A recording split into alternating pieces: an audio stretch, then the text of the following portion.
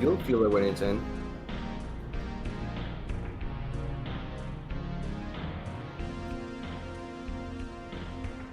It's a great starting point. Yeah. I think we're in.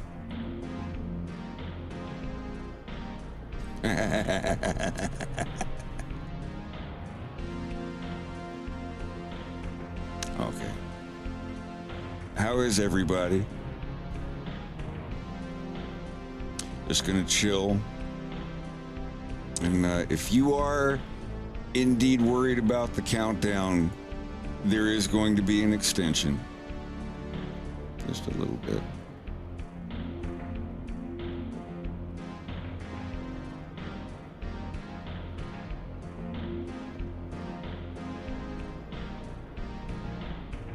Yeah, thank you for joining us.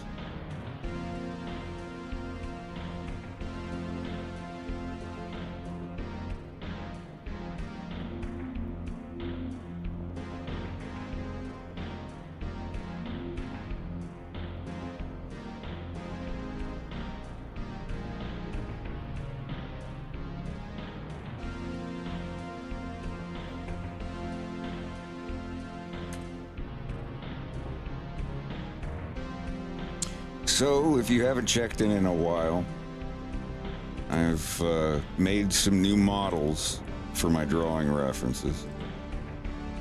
These are some extras. This is the biggest scene I've ever done. It's going to have about 14 people in it.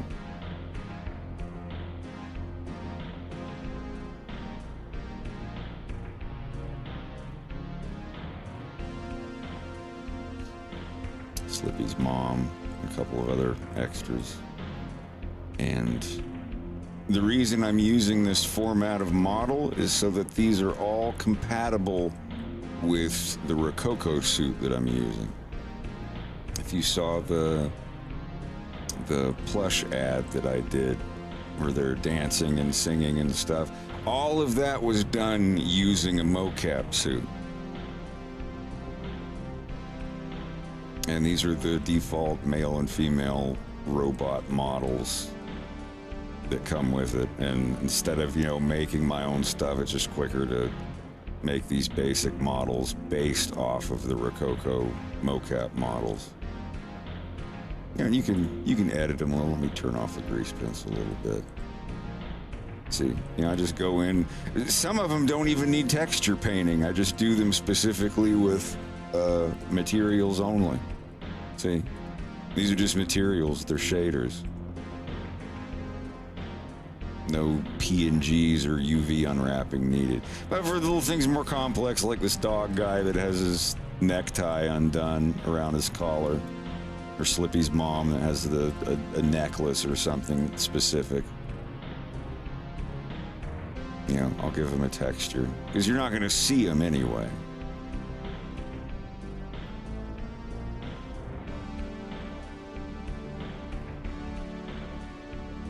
That's going to be a lot of fun. I will kind of simultaneously be working on this scene. This is the scene, if you saw the interrogation with Bill, with these two Cordarian Secret Service agents. They have brought Farah home, and she's in here, I haven't lit this up yet, but she's going to be in here with young Fox, and this is Farah's mom. Got some concept art of her drawn. So the first shot of this scene is going to be in here. I've still got to finish decorating this room. They're going to be in here. The door is going to be closed. Farah and Fox are going to be sitting on this couch waiting for the speaker on the phone to buzz, and Perry telling his wife to go ahead and send his daughter in. And then you've got the daughter awkwardly walking in while her father's giving his celebration speech to all the campaigning people. So yeah, she's gonna be walking in here while her father is giving a speech to everyone. Some of these people won't be sitting down. All these over here have the exact same pose because I haven't gotten to them yet.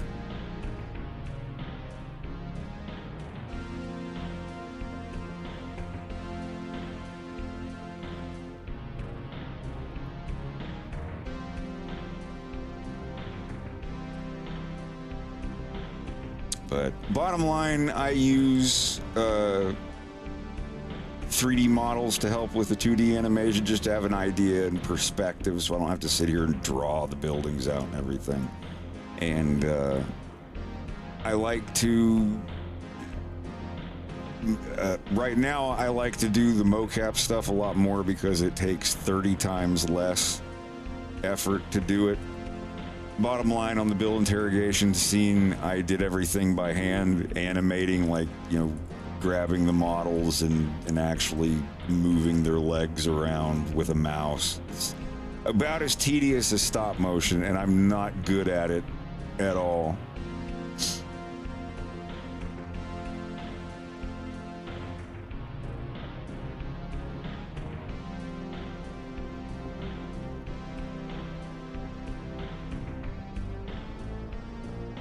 And now I need to go into the scenes with James, Vixie, and younger Andros and convert their models over to the mocap. That's going to be the biggest pain. But the cool thing is, these heads are completely detached. Every single one of them. I can take this head and put it on this body, no problem, with like 5 clicks.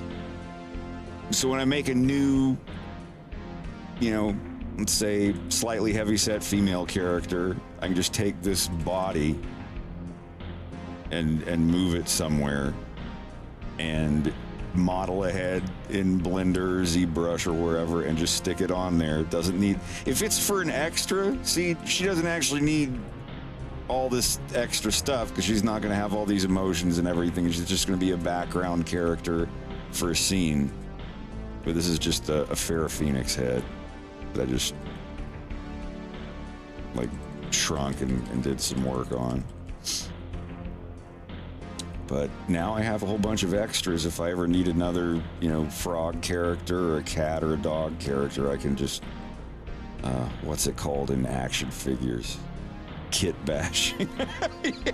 Yeah, I can kit bash my own figures.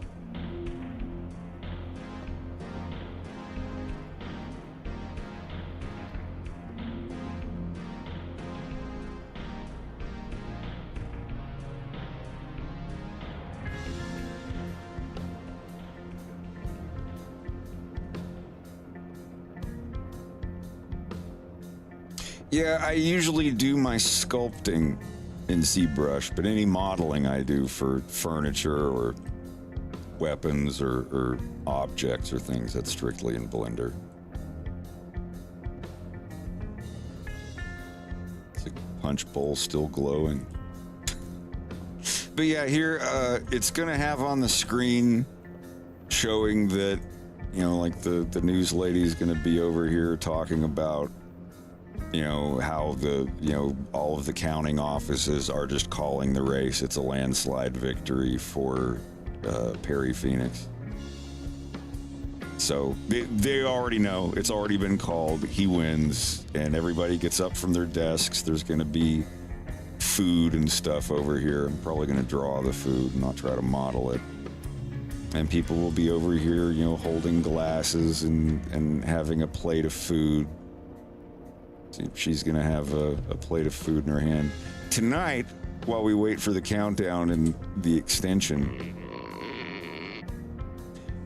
I'm gonna be setting up the first frame of everybody here, just a keyframe, because a lot of these, Late Tis 91, thanks for the twofer. My day is going pretty good.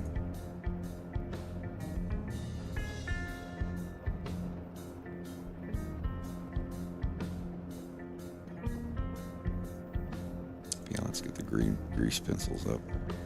Yeah, so here. So you got some of these characters. Farrah, you've already got drawn in. Got hers up. See, all of these have been duplicated left my BRB. Yeah, this is the last one I was filling in the colors. Because they all have the same color right now, the same palette. Like the one for the fox lady in the back. Like, she doesn't have it, like none of her colors have been defined yet. Not for the Doberman lady. The Dober woman. That's not what I called this object. Yeah, Dober woman. That works. I'll remember that. This seems to be a young pit bull. A wolfus. And a Doberwoman at the door. Do something. I'm not decent.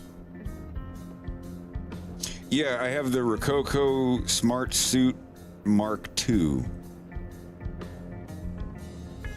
I need to hook up my mouse to charge so I can start drawing.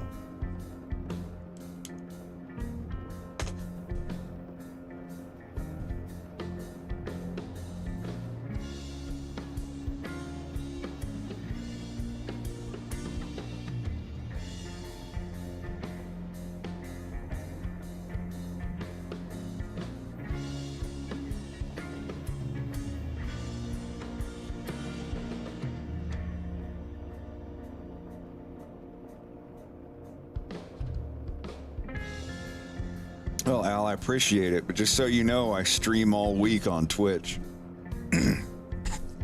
I don't like to stream that often on YouTube because it encourages people to turn off notifications, and Twitch is specifically for streaming.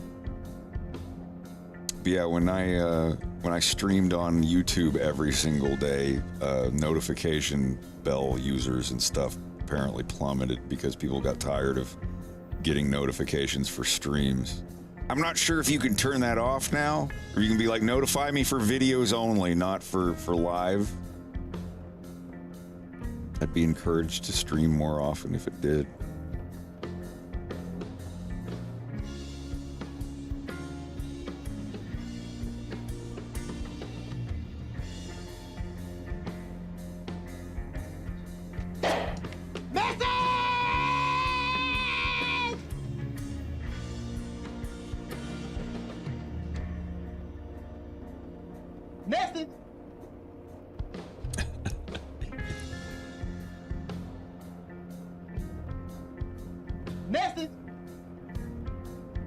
Yeah, might as well pimp that out. Hang on.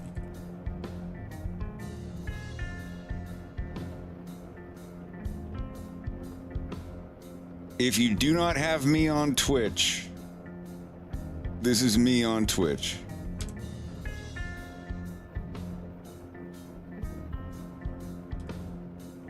If you are interested in the Polish voice acting stuff, I have some matches, and I have roles that are still needed.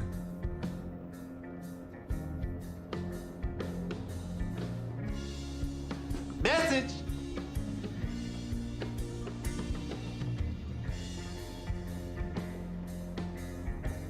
Some of these people may end up doing more than one voice, but I'll tell you exactly what I'm looking for. Because usually when I post looking for voice actors, 99% of the responses I get are, oh, I can't, I don't know how. It's like, okay.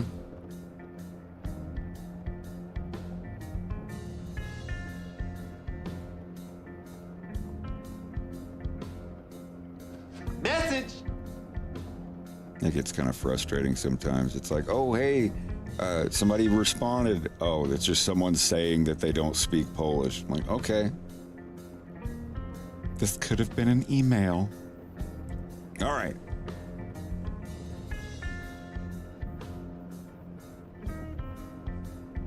Janusz, this dude's he's a pretty famous Polish voiceover artist. I've got his contact information. Someone else reached out on either Twitter or Bluesky or whatever, and I've got them as a I haven't notified any of these people yet, but I did a lot of searching through stuff. See, problem is, like, most of the people that have been applying, they sound like they're very young, and I'm looking for like older, raspy voiced, you know. Let me see. Yeah, Yanush. I've listened to Yanush's stuff. He sounds like a perfect fit for Leon's dad. This guy sounds good for Leon's brother. This is the person I have set the contact for Nikolai. Zofia. Anna Grigorovich is who I have for Zofia. She's Leon's mom's friend. Now, if she can do Zofia and it sounds good and she can do a different voice for Mila, I might give her both of those roles. Because even if the Russian sounds Polish, that's fine, because these characters are from like half Polish, half Russian families. Leon is, let's see, Yanush. Message.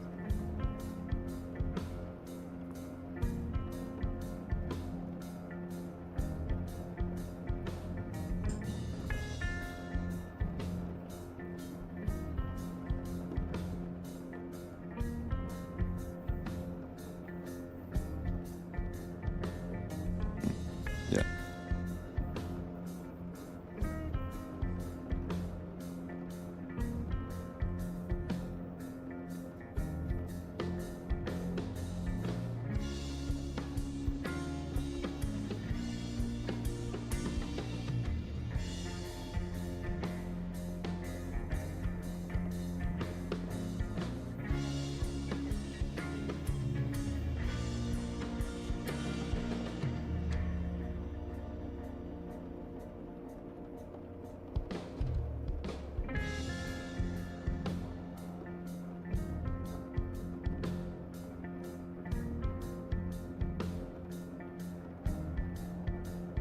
This is confusing, I know.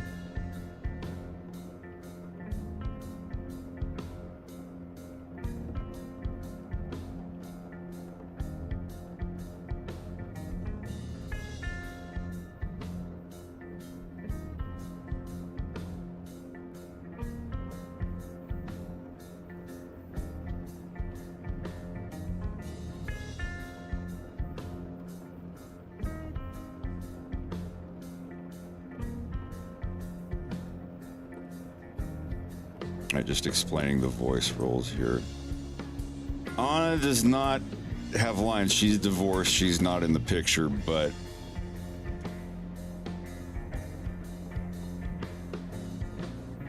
yeah. So Stanisław and Piotr are Leon's half brothers.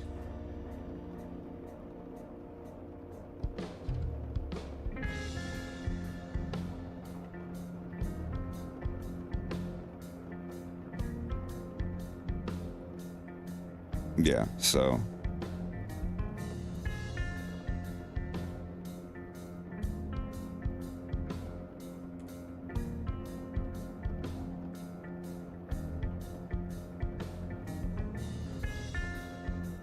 yeah, that'll do. So yeah, Yanush is the dad of all the sons. Mila she's Russian. Yeah, there we go. So, Yanush married Anna. They're both Polish. They had 2 sons. They divorced. Years later, Yanush marries Mila and has a son with her, and that's Leon. Mila is Russian. And Leon, being the little brother, gets picked on by his 2 big brothers, Piotr and Stanisław. So yeah, these guys have deeper, older voices. Leon, who I'm voicing, is going to be about Wolf's age in this, so somewhere between 17 and 19, somewhere around there.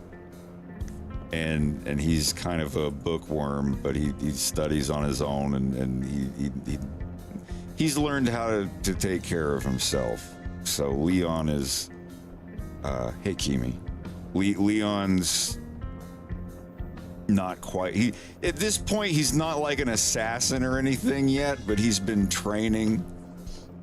He can shoot a gun and everything, but he doesn't, his half brothers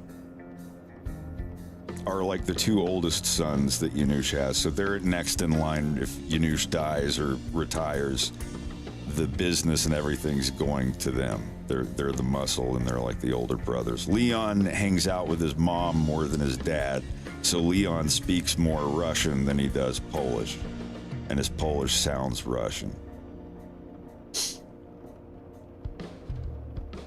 Yeah, I know I'm older, but I'm already voicing Leon. I voiced Leon in episode 1. I don't want to change the voice actor.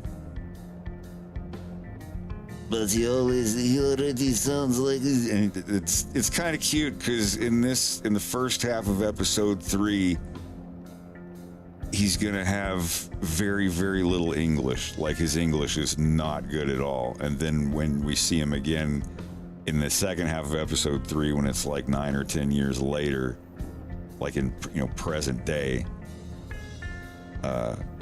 his English is going to be better than Wolf's. I think that'd be funny. Like, Wolf makes a grammatical error and Leon corrects him.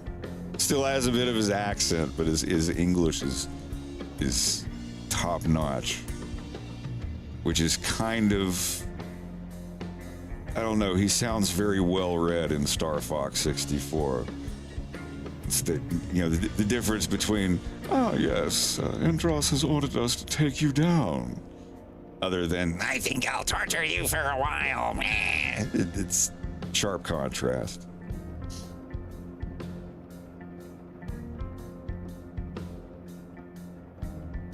Yeah, in about 38 minutes, I believe the extension's going through.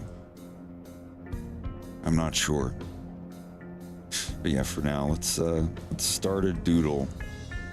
So as I said, I'm on this scene where I'm putting together all the extras and drawing them just one frame, so I have all of their palettes put in. So when I make another shot where there's, this wolf lady, in that shot, I just duplicate this item. It's already got all the colors for her, and I delete them, and then I just started, drawing the new frame and filling it in with the right colors and stuff.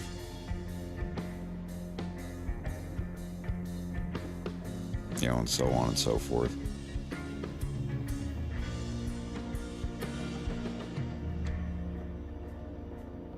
So let's go ahead and start on this one over here.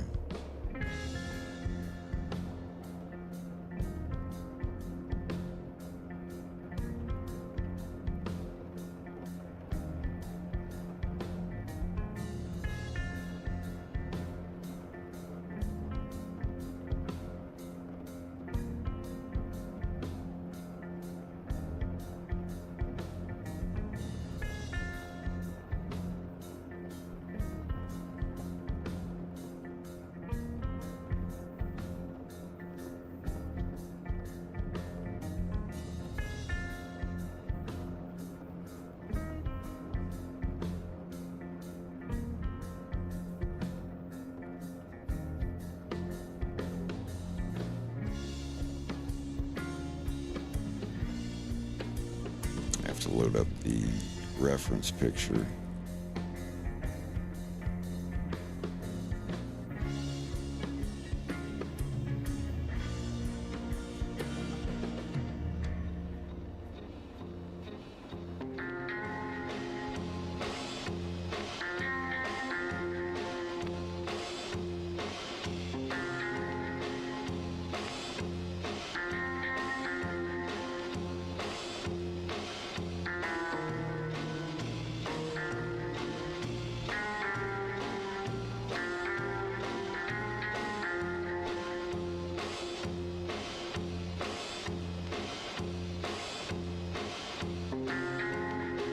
God, how far up do I have to go? There we go.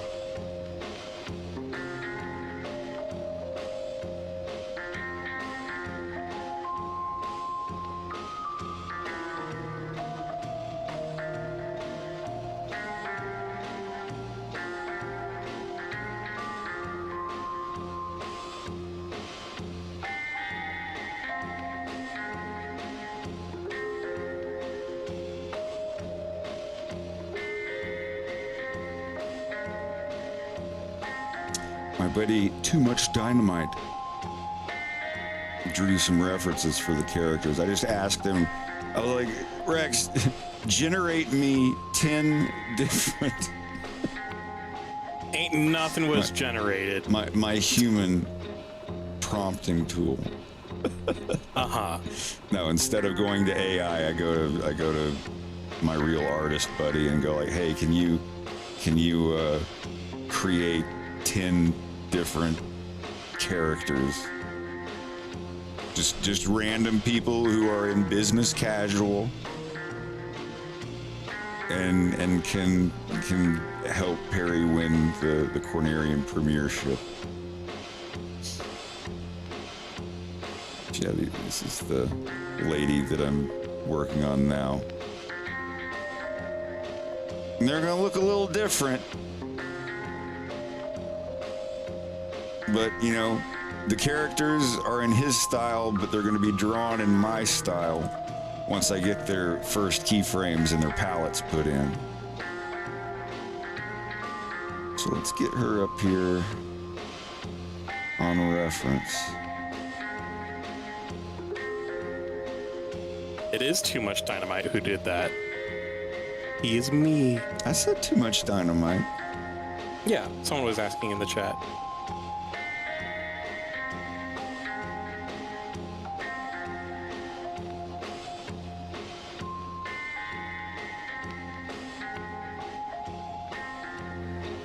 My fever dream. How is fever dream?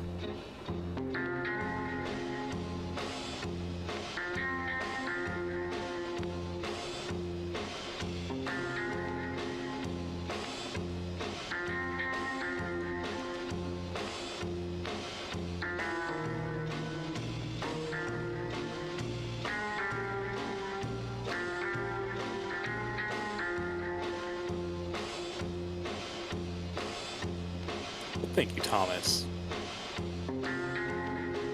Honestly, the name was because I was getting into doing like apparel. I wanted to design my own shirts and stuff, and I thought if I ever had like a cool pop-up shop, I would just call it Too Much Dynamite. I just kept the name.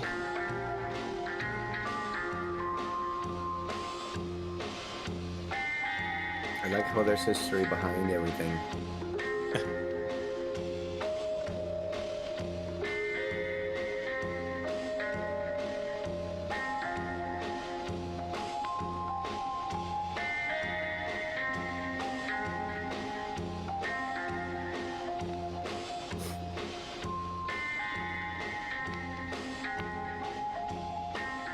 I'm working in Blender right now too.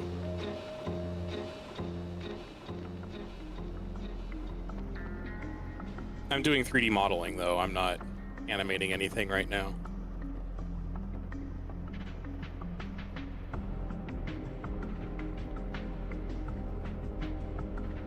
Oh, it's definitely more difficult when you're not doing the voices yourself. Absolutely. But, I've done it before. I had an entire scene. That entire scene with Bill Gray, I did not voice a single character in that entire scene. I was kind of happy about that.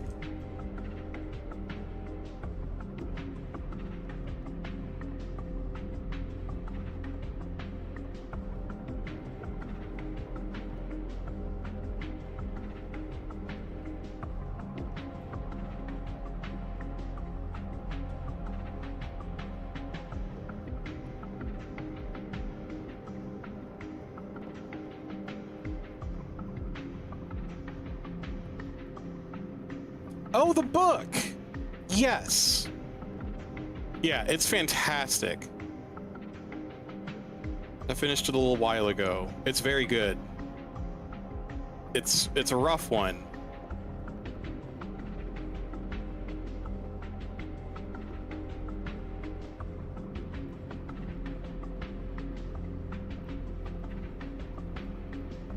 What book was that, right? Fever Dream by George R.R. Martin. Oh, I didn't know. Didn't know he did any other books. Well, that was the thing. Like, because I just don't have it in me to read, Game of Thrones. It's like they're too thick. I'm strictly audiobook. As long as they're not abridged. I don't want them abridged. I still want the whole book, but I'm too busy to sit and look at a tiny piece of paper for 7 hours. I can't do that. Yeah, but Fever Dream, it's a vampire book. Actually, it's about this carrier living along the Mississippi. His ship burns down, and a very well-to-do, mysterious person offers to buy him a luxurious new boat, but he has to promise to take him and pick up some other people along the way. No questions asked. He's just got to do it. And he was like, all right, fine. And I'm not going to say much more than that. It takes place, like post-Civil War. So it's got some language in it. I'll just say that. But you just have to view it in of its time, but that's in there. There are themes of that. But it was a very unique take on, and gruesome. Like the vampires are, it's good. It's, if you're able to read a book, and you can like view it in the time that it's supposed to represent, it's an interesting one. Yeah, Fred is animating the cartoon in Blender. Yeah, the book is called Fever Dream. I've been going through the Dune series, and the audiobooks are a little unfortunate.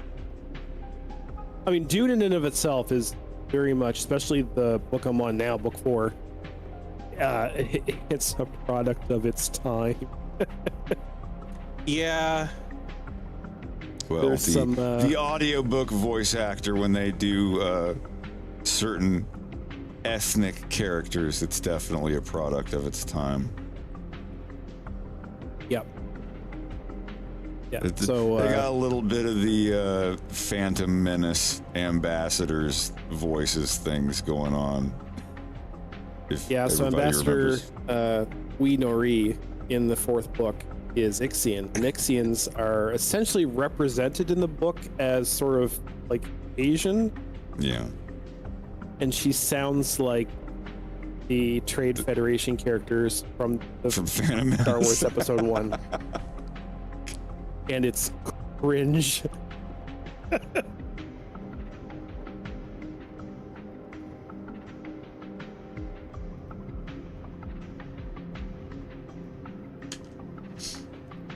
I do not have a self-insert character in The Fox in Space. I will in the Violence. Definitely.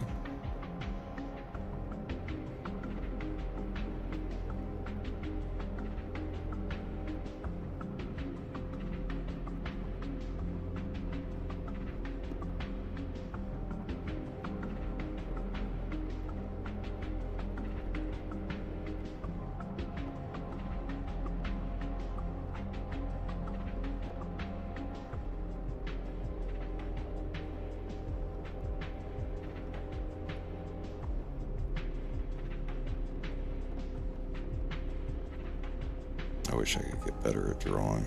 I'm really trying. Not trying the right thing.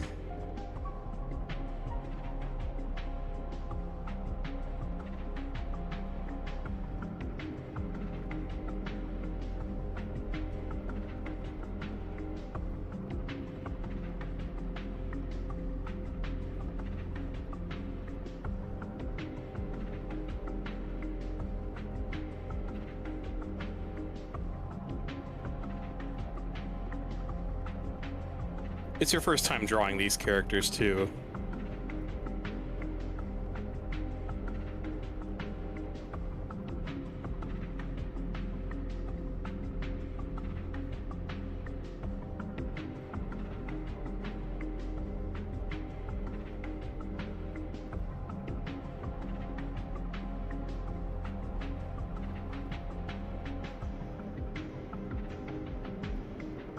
That, and it's a girl.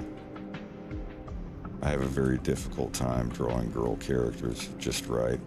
Especially in a world where they don't have, you know, lipstick and long blonde hair. And they're gonna look a little androgynous because they don't like Farah. She doesn't have like long curls and you know, the best I can do is give them a thick eyelash line and a small nose. Also, I make it the opposite. I have the girls have thin lips.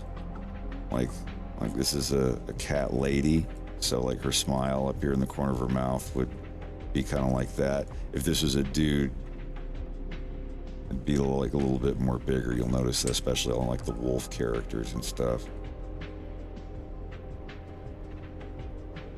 I feel She looks like with, Cher. If she was a sphinx. We say what? I said I feel like with animal characters you can get away with a lot more. Like, oh, they're just really androgynous looking because they're animals. They're not humans, you know. So it's like depends on the style. But yeah, like if you're going for the like these, like just. The weirdest thing is Wolf having a big mohawk. Yeah. Because it's like wolves don't have mohawks. Like a hyena or a warthog having a little bit of one, maybe. But yeah, Wolf, it's a little weird. But you know, that's his character. Yeah. Kind of hence the whole you like my hair? I got it styled. Yeah, and, you know, so on.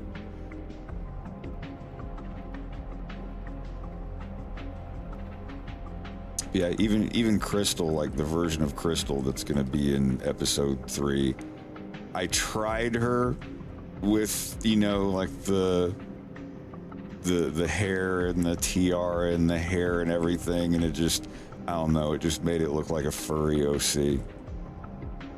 The actual model in Dinosaur Planet is fine. It looks great, but it's like when I try to do it in my style, it just looks like I'm doing a commission for someone. She doesn't look like she fits in the Fox and Space universe. Let me open that actually. See if it's in my recent. Yeah.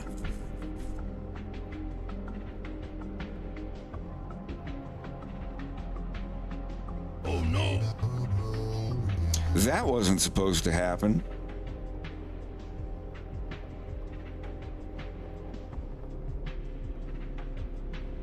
Let's try that again. There.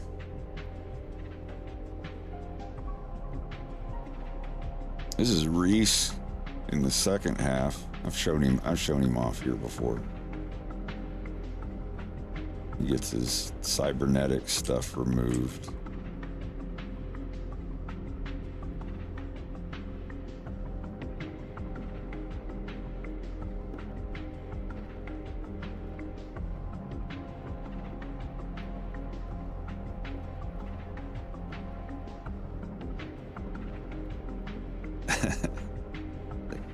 James, you must pilot the Ava. Yeah, he takes over for Andros in present day Fox and Space timeline. Like during episode 1, this guy is the premier of Venom. Like he takes, like, Andros basically mentors him into his replacement because he's like, I ain't got time to be a premier and rule a planet. I gotta go do my science stuff, but I'm gonna put you in there and you just basically do everything that I want you to do and you take care of it. So that's gonna be him. Got some other just test sketches I've been doing, different styles and faces and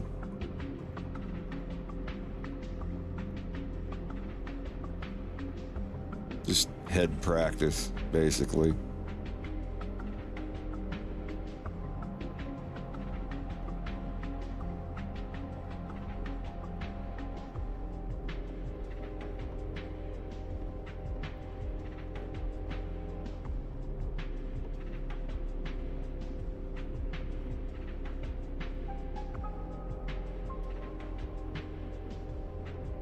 This is young James McLeod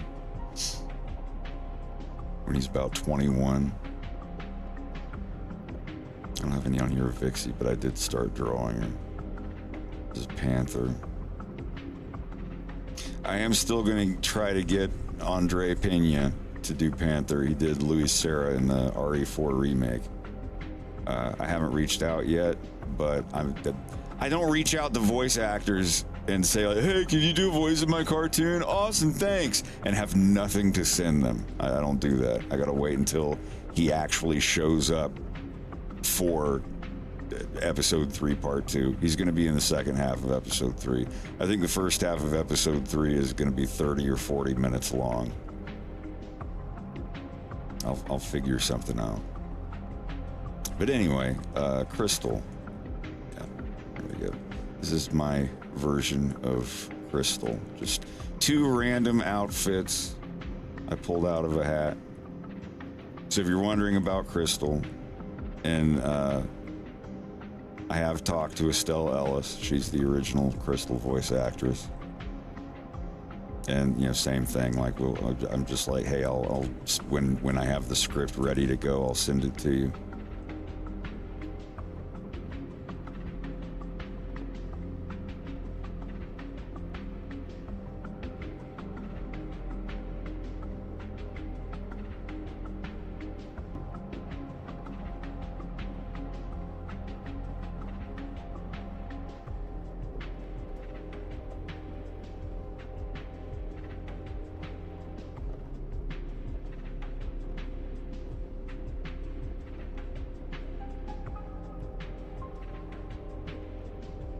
But yeah, she's not going to be in the first half. She's too young and far away.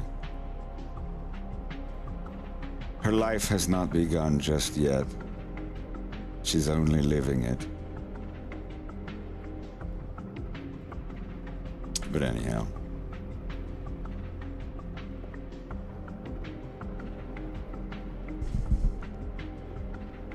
Okay, fresh set of eyes. I think she looks great.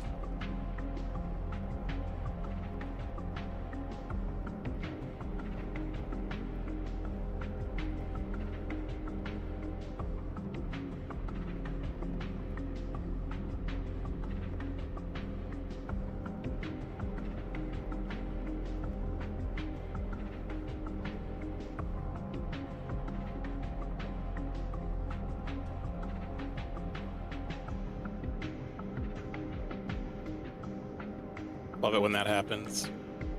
Yeah, you just like, it doesn't look right. Something, I can't figure it out what it is.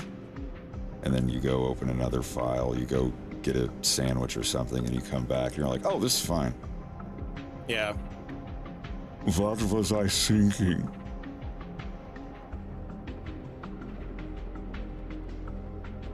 I'm really strict about these gaps.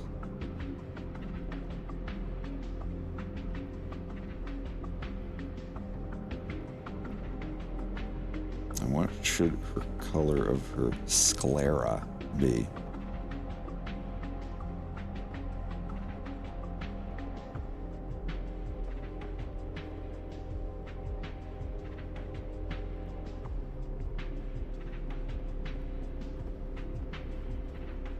I like some of the characters having yellow scleras. Yeah. For no real reason.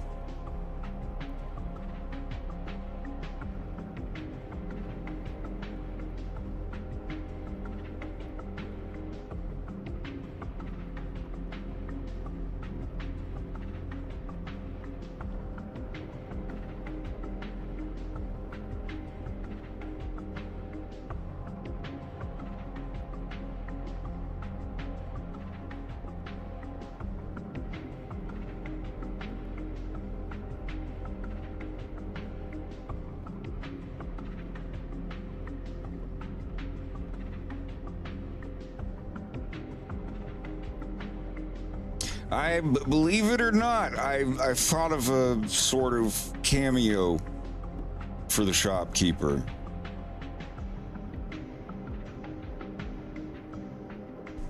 Wonder if I could get a hold of the original voice actor. 'Cause if not, I do it myself. I've done that voice so many goddamn times.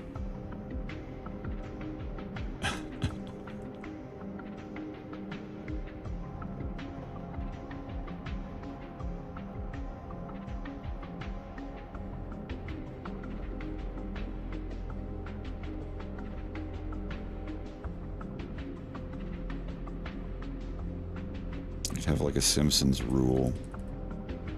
How many pearls are in the necklace of Marge Simpson? Like, is there a rule where it's always a certain number?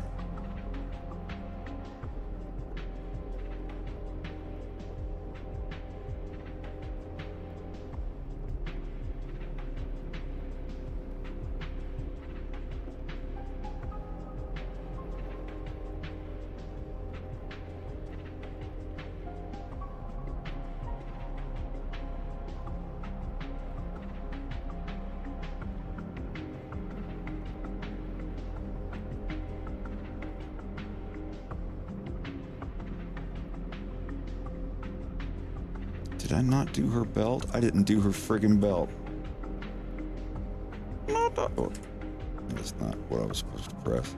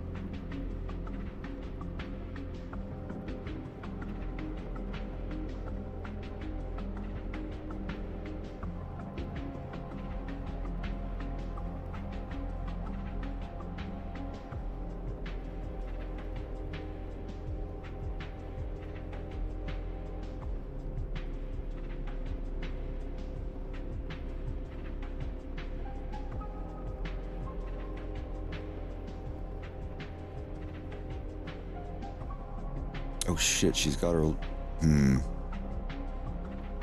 Could she sit like that if wearing a skirt? I didn't think this through, did I? Yeah, you can sit like that in a skirt.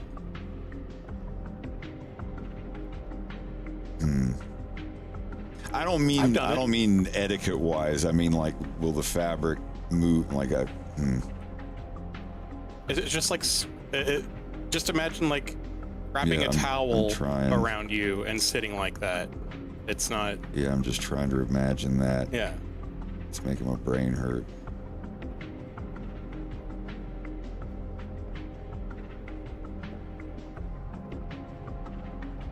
Yeah.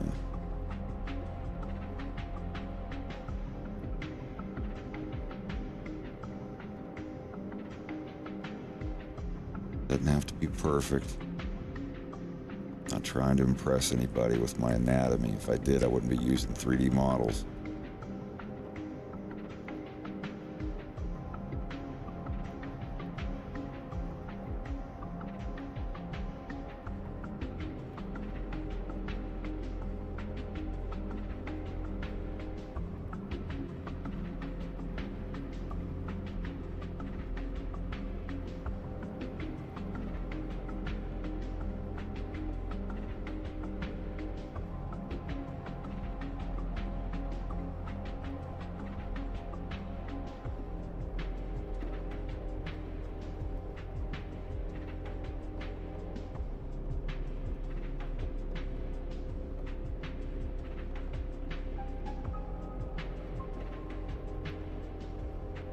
And she got stockings on.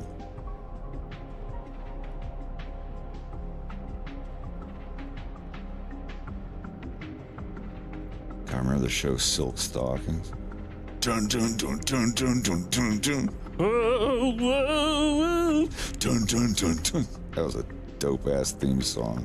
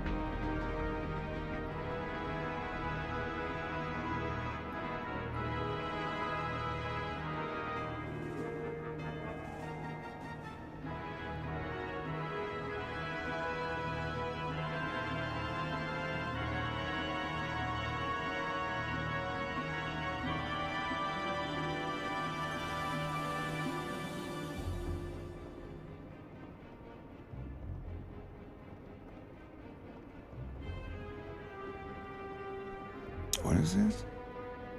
Каким одеколоном пользуешься? Я так не использую.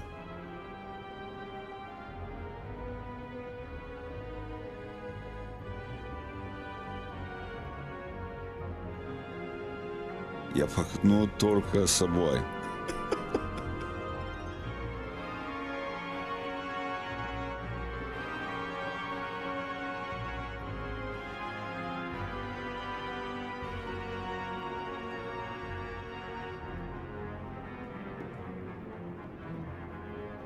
Когда я купаюсь.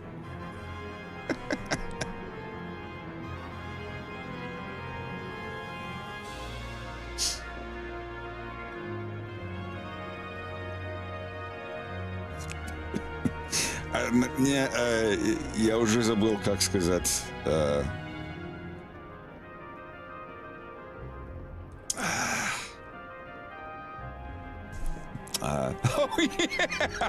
Душ. Ой, бля. Простите меня. Мой словарный запас еще слишком маленький.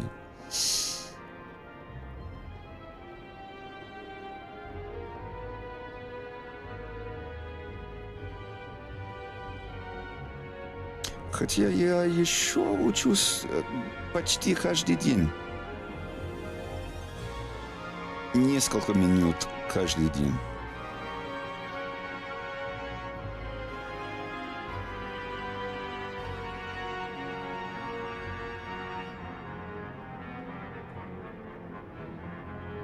Что за музыка? Это из игры Castlevania. Symphony of the Night.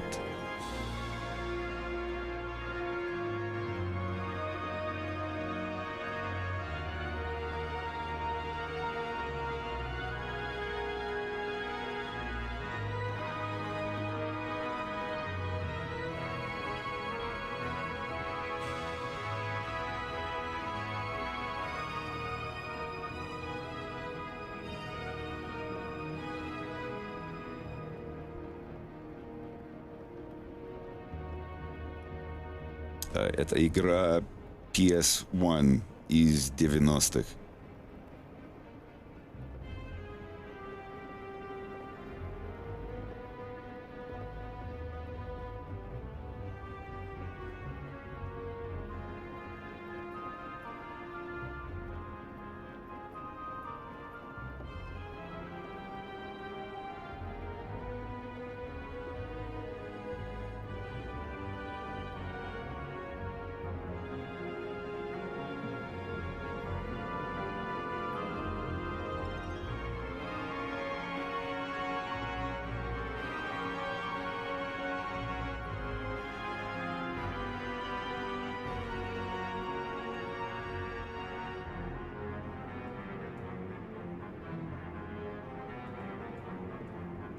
Do I speak Spanish? Hablo un poco de español. Hablaba un español excelente cuando estaba en la preparatoria.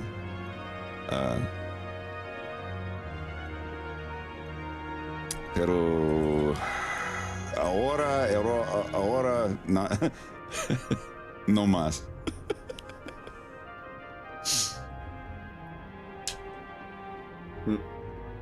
Yeah, it's I still speak pretty good. I know how to say, you know, I used to. I mean, if I like type something here, let me see. Google Translate.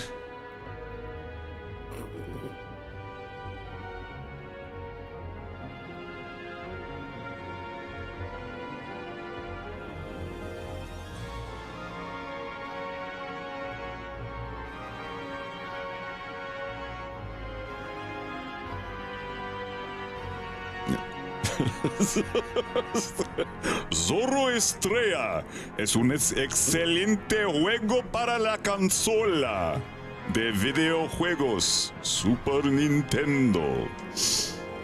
Hace mucho tráfico y calor. Zorro Estrella. It's yeah, I can't think of how you would translate. They're just call it Star Fox. I mean, yeah, even in Star Japan, Fox, they still say Star Fox. Yeah, yep. Because it's supposed to be like Star Wars. That's where they got the name, right? It's like, oh, Star Fox, Star yeah, Wars. Star you know? thing. Yeah.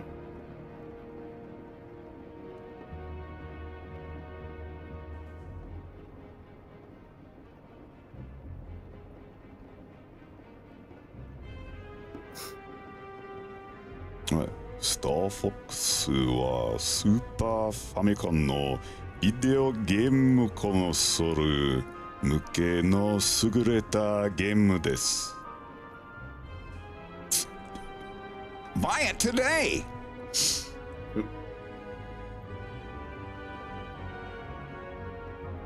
Zorro Stellar actually might be a better translation.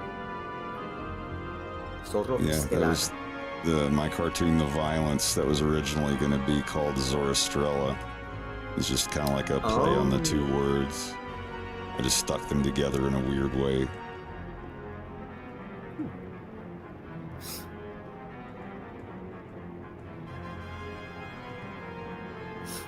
Yeah, because you have the word estrella, which is like the actual star, and like estelar, which means stellar. Yeah, it's the same in English, which is like stellar, which is like something of the stars.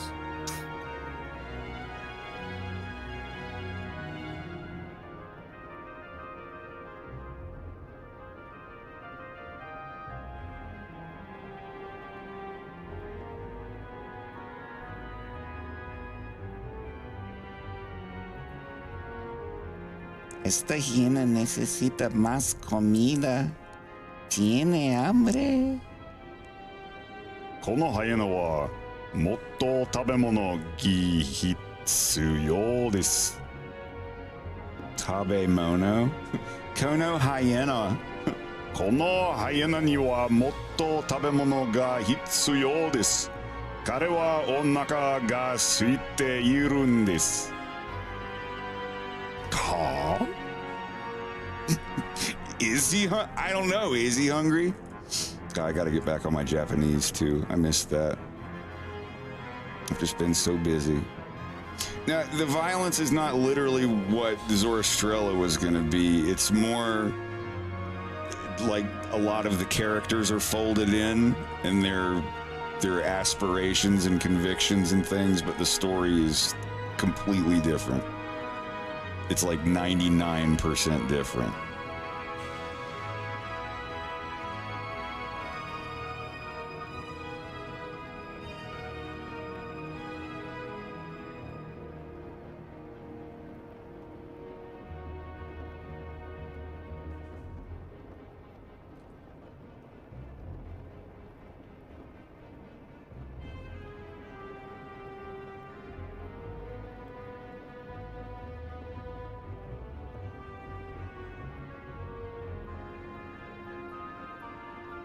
Olivia literally just drew this lady.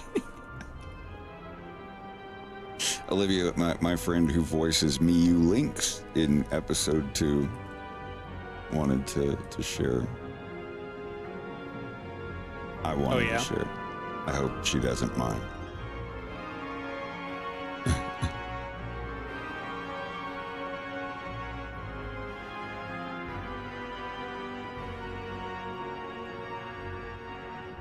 Aww.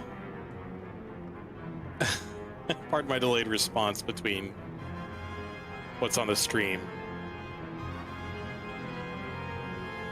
That's so adorable.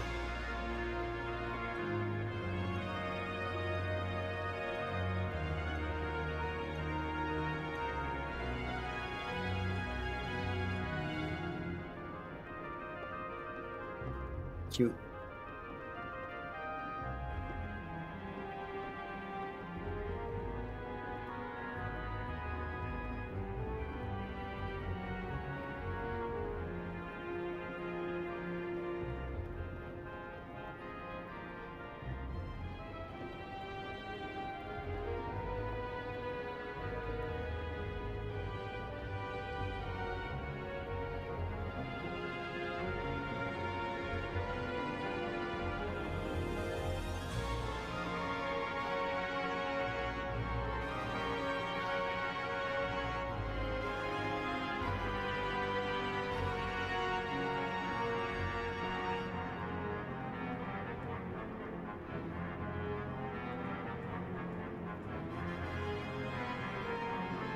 В частности, Шарлотта, которая, как я понял, переделана, потом была в Фару.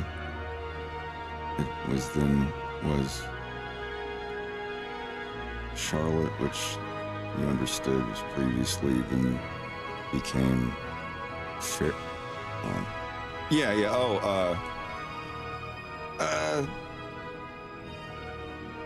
Теперь Шарлотт и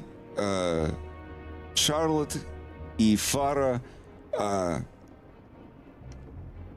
они самый актер. Они самый актер. Как сказать, я уже забыл, бля.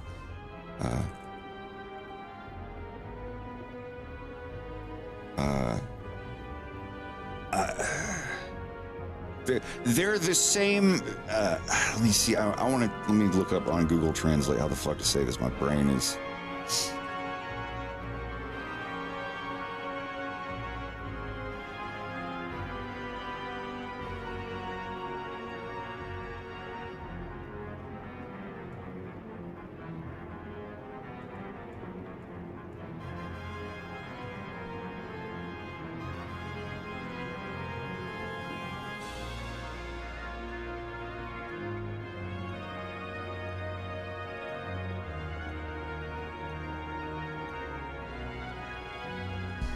Ooh, that's a mouthful.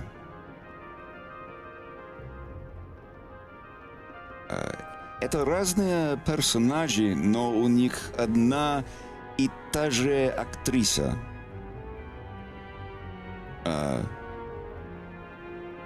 Не только озвучивающая актриса, но и вымышел...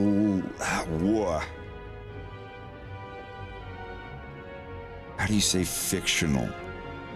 Ну и не только озвучивающая актриса, но и fictional женщина, которая играет обе роли. Ой.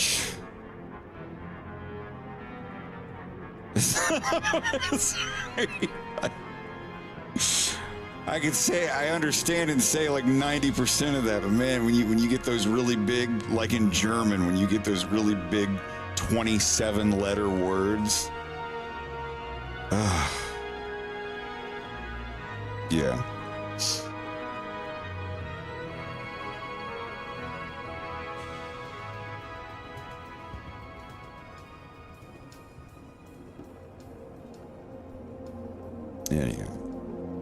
Anyhow.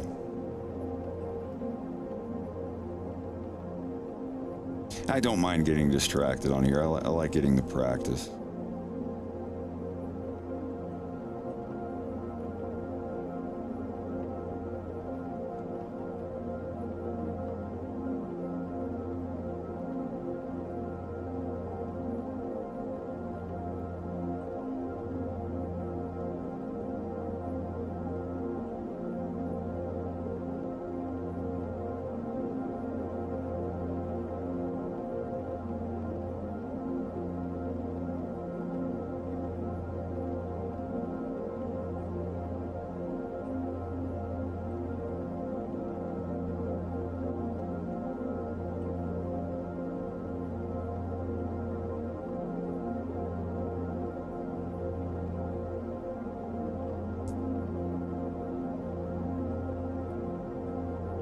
These are the people. I know they all kind of look samey. I haven't posed all of them yet. I just kind of gave them the same sitting pose and set them in a chair. These are the 3D models for the campaign team. This is Farah's dad. And there's going to be a shot of them from behind here where you can see the news lady talking about how the race has already been called. And this guy won, Farah Phoenix's dad, Perry. He's got all the extra signs over here. These are all the computers. This is, he's doing his, like, thank you guys for working so hard speech. Right as his two agents have brought Farah home. She's in here, like I don't have any lights in this room yet. But she's in here, her mom is secretary. I haven't made her a costume yet. This is Farah's mom. Menthol smoker. Hasn't had any sleep in a day or two. Like she's been answering all the phone calls and going through all the campaign stuff. Farah and Fox will be sitting on this couch. I've already got his model made. This was the first actually. And her dad will call on the speakerphone, be like, tell her to come on in, honey, or whatever. Her dad's going to be voiced by Tyler Cassidy. You might know him as Froggy Fresh. And there will be a small musical number. He's going to play a song and sing improv lyrics about his daughter as she's, nervously walking into the room to get bitched out in front of all these people.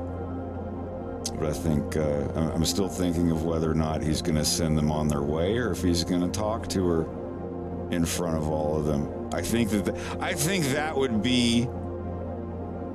I think that would be like embarrassment overdrive, and like people just kind of like looking down at their food, and like he's just playing a song. And the lyrics of the song are basically talking about how his daughter is dumb and she fucked up, and he's not going to let it ruin his day.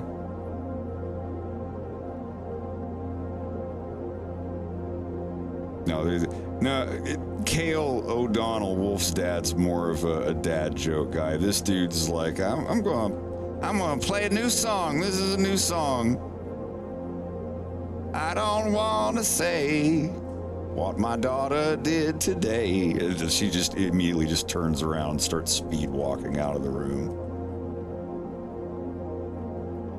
That goes by here, grabs one of her mom's cigarettes and says, I'm going to bed. She goes back to her room, lights a cigarette, and it starts raining, and that's the end of her story.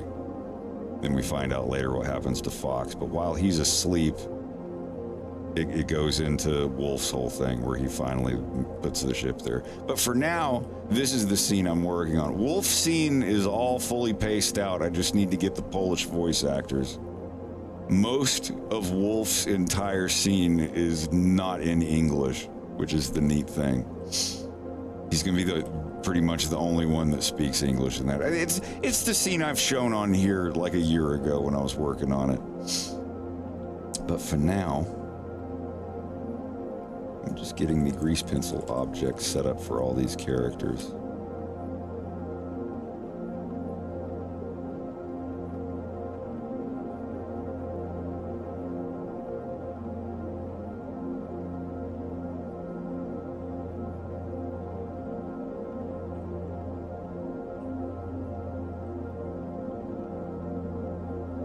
I even gave her ears a little bit of bounce. So this will take a long time to, like, it's a lot of busy work to draw her for this many frames walking toward where her dad is. But man, in like this level of 2D drawing detail, it's gonna look really good. I have like just the one little frame.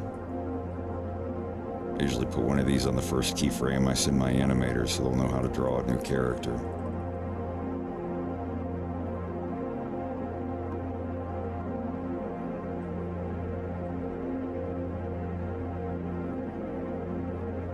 Yeah, he's going to be in the middle of playing the song as she gets there. And he's like, now here comes the bridge. And he starts playing like the rest of it. And she's like, Dad. He ignores her. She's like, Dad. And he's like, hold on, honey. I can't leave it unresolved. And he finishes the last two chords and the ding, doom, doom. Ting. Like he reaches up, holds it for a minute, and then taps like the highest key in the key of the song, just the ting, and then he slowly pulls the fingerboard down over the keys and turns and looks at her and just starts laying into her in front of everybody.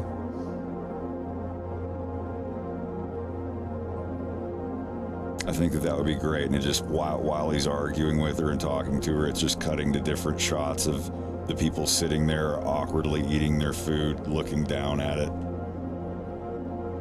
Like she doesn't even really care that much, so it's kind of implied that he's done this before for smaller things. But he's almost gleeful that she's, everything that he has ever said about the O'Donnells. Because you find out in the script, he's had history with other older O'Donnells, like, you know, implied like Wolf's dad and uncle and family and whatnot. And to find out that his daughter got in trouble with her, you know, her boyfriend stealing a spaceship, and then finding out not only that, but the boyfriend was an O'Donnell boy. It just makes his day because it's already taken care of, and he's just like, oh, how right I was and still am about everything. So he's kind of got that attitude by the time she makes her way over. Yeah, like the background's gonna look better. This is just a quick thing I whipped up with desks, and Slava made some computer parts and furniture, and I'll go in and polish it up. But I just want to have something basically where everything is gonna be, so I know where to place the characters. And some of these characters might even just be standing up and holding their plates, but I think it'd be more polite if they all actually sat down and listened to him talk. I just got to have them sitting in different ways, because all of them having the same posture makes them look like they're robots or in a cult.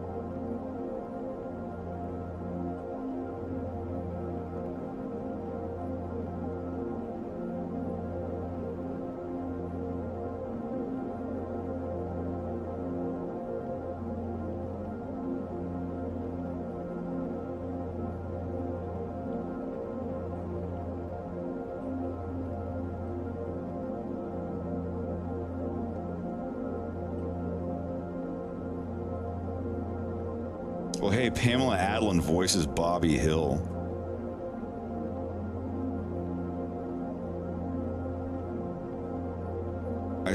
Think about this. I still have to voice 13-year-old Fox in this episode.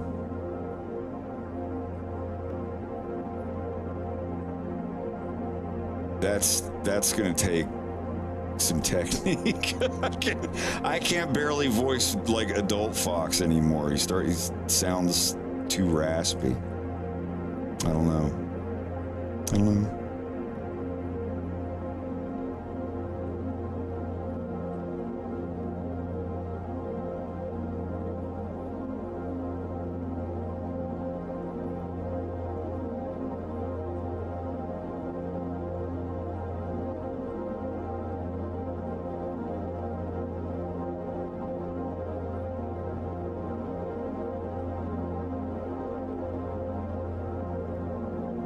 And she has a tail. Hence why I put all the chairs with holes in the back. People want to thread them through. She does not have one on her model. So...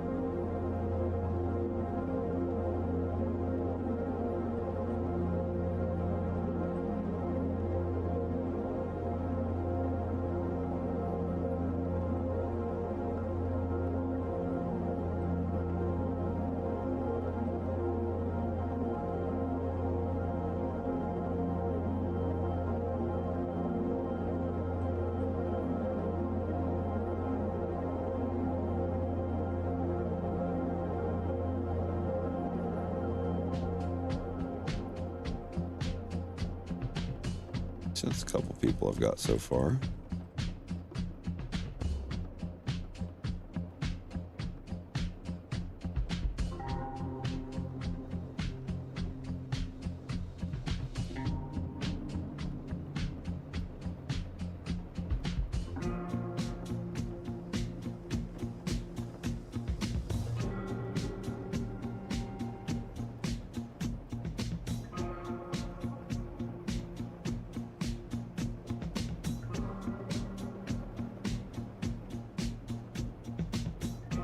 Do I want to become a professional actor? Yeah.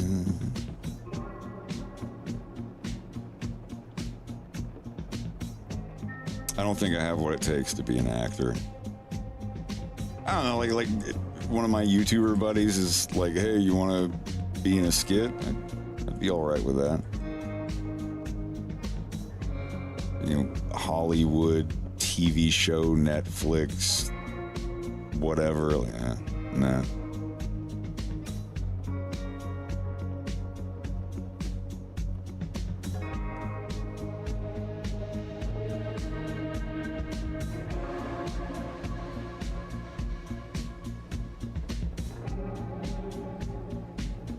Фредди, я знаю точно, что тебе кино очень нравится, а технологию.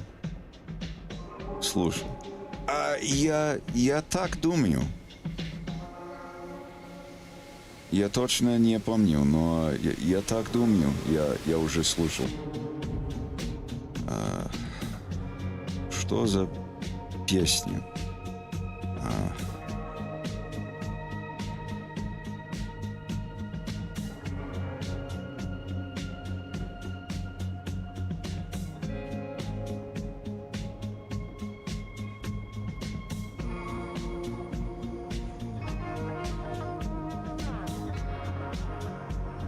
Лучше песни из группы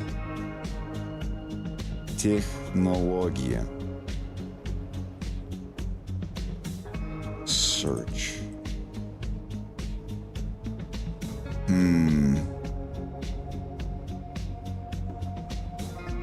Звезды дискотек. Что это за... Что за песни? Я знаю, что я уже слушал. Ну...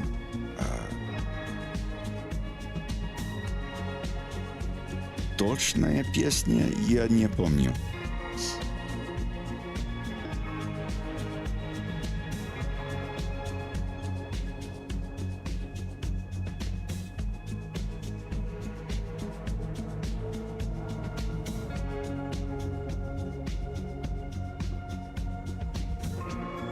Greg, are you there? I am.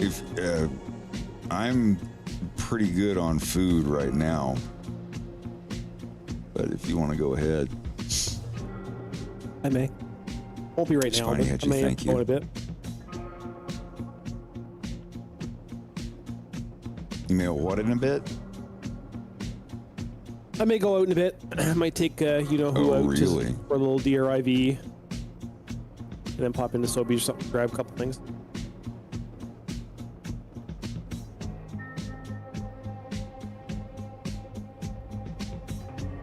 It's Friday, the weekend ended on a good note. So, I mean, I've already had fried pork today.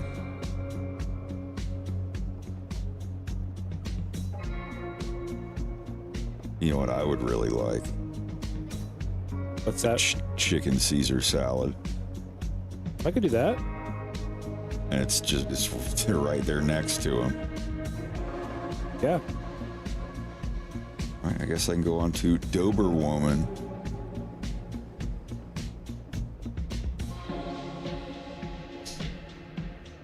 Let me see, get her picture up here on the Pure Ref.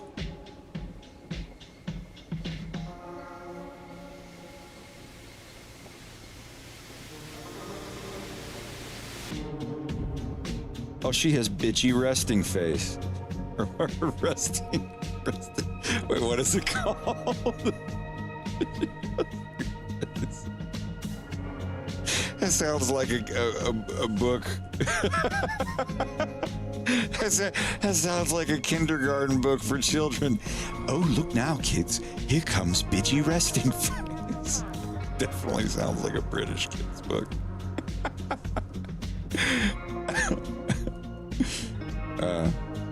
How's it going? Thank you. I appreciate that.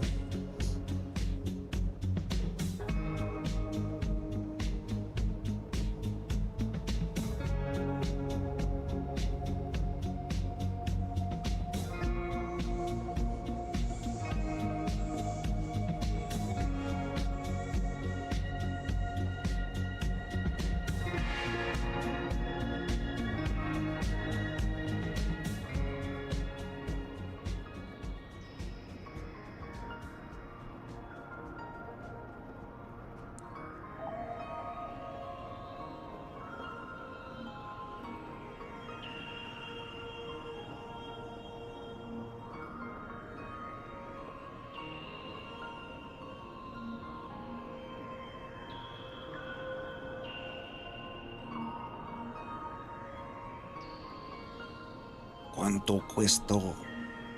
What? ¿Cuánto cuesta los peluches en precio mexicano?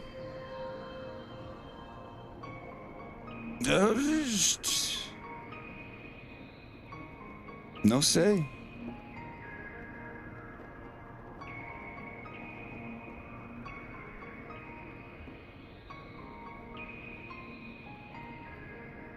No lo sé.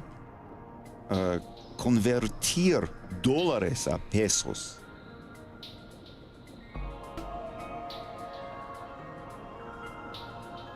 All right, paste.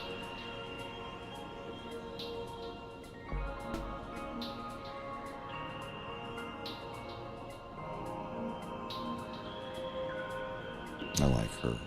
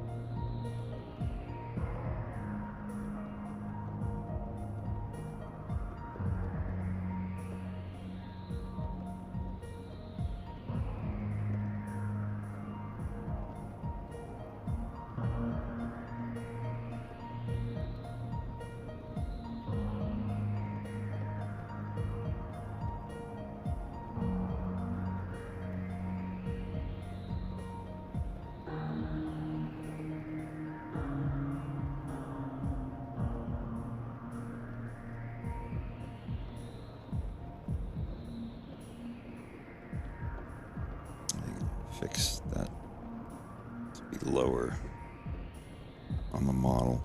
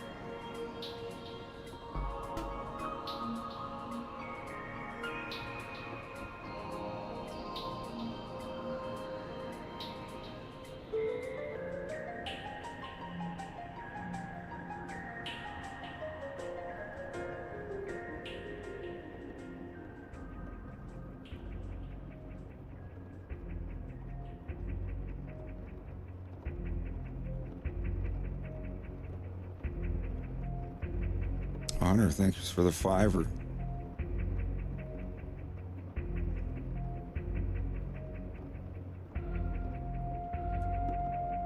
Any bulls or cows? Not yet. Not yet. Could be one. I mean, not for main characters or anything. I think I've pulled out every main character that I could so far. But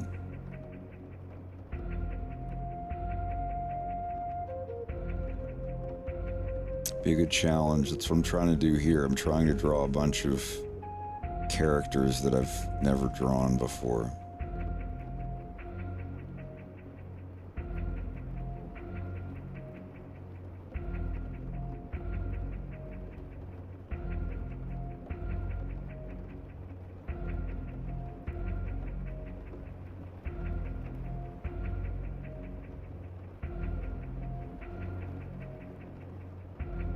Just get that first picture drawn takes a lot longer. But once you get it kind of dialed in, then drawing the next pictures are easy. You just got to get the first one done. Because I know what she looks like in the picture up there. Like, I know what she looks like, but I don't know what she's going to look like in my style in the universe. It'll be close to that. But there's always a bit of change when it goes from the rough draft to the first prototype to the final first keyframe, or like the first keyframe of the final design.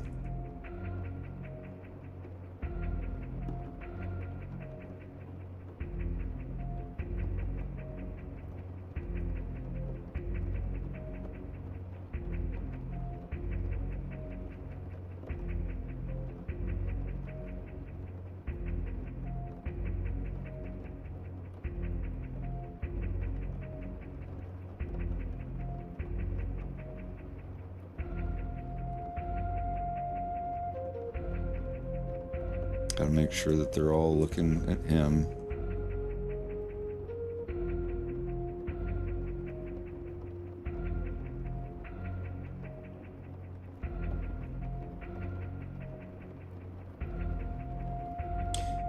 Just moving it by the tiniest pixel. Make the difference between her looking at his eyes or the middle of his torso. So that's about, say she's looking at his chin or his mouth.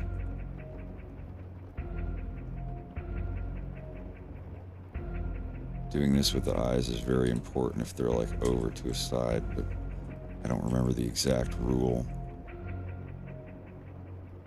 You know, if she's looking up like this, you would have the eyes kind of like that.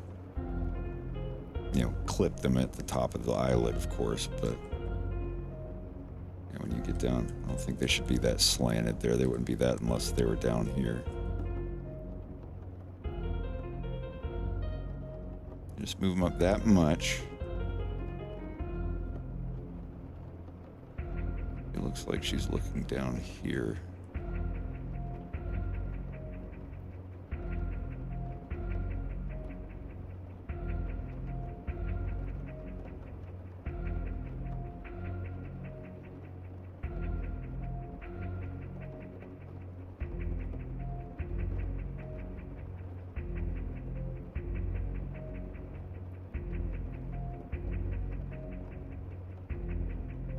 Looks close enough. How's he look?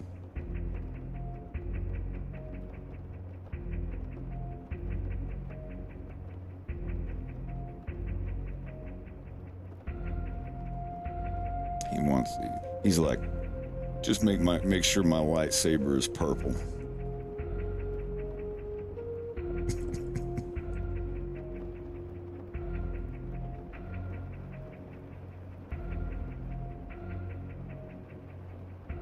Forgot that I didn't color in his hand. His hand.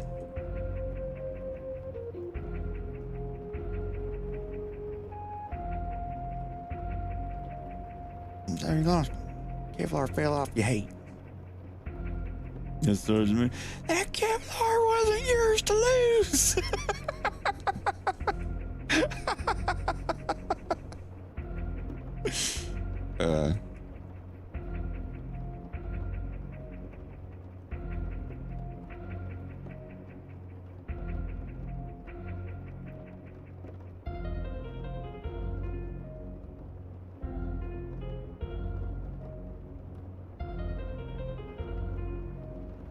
Well, this cartoon is not for profit. My streams, where I teach people animation and Blender stuff, that is what my Patreon is specifically for.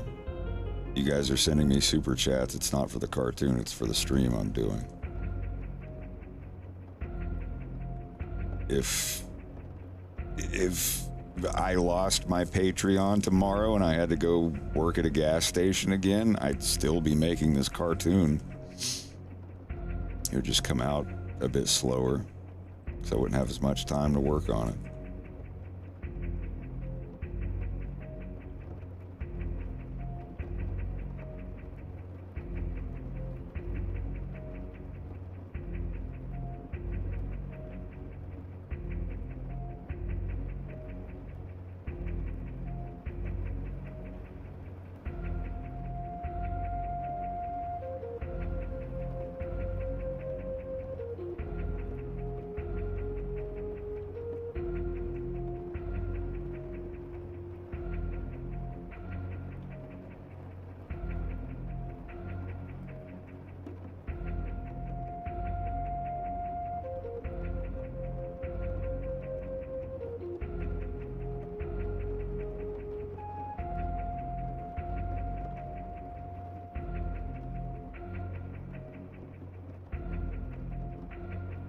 I will be moving in 2 months.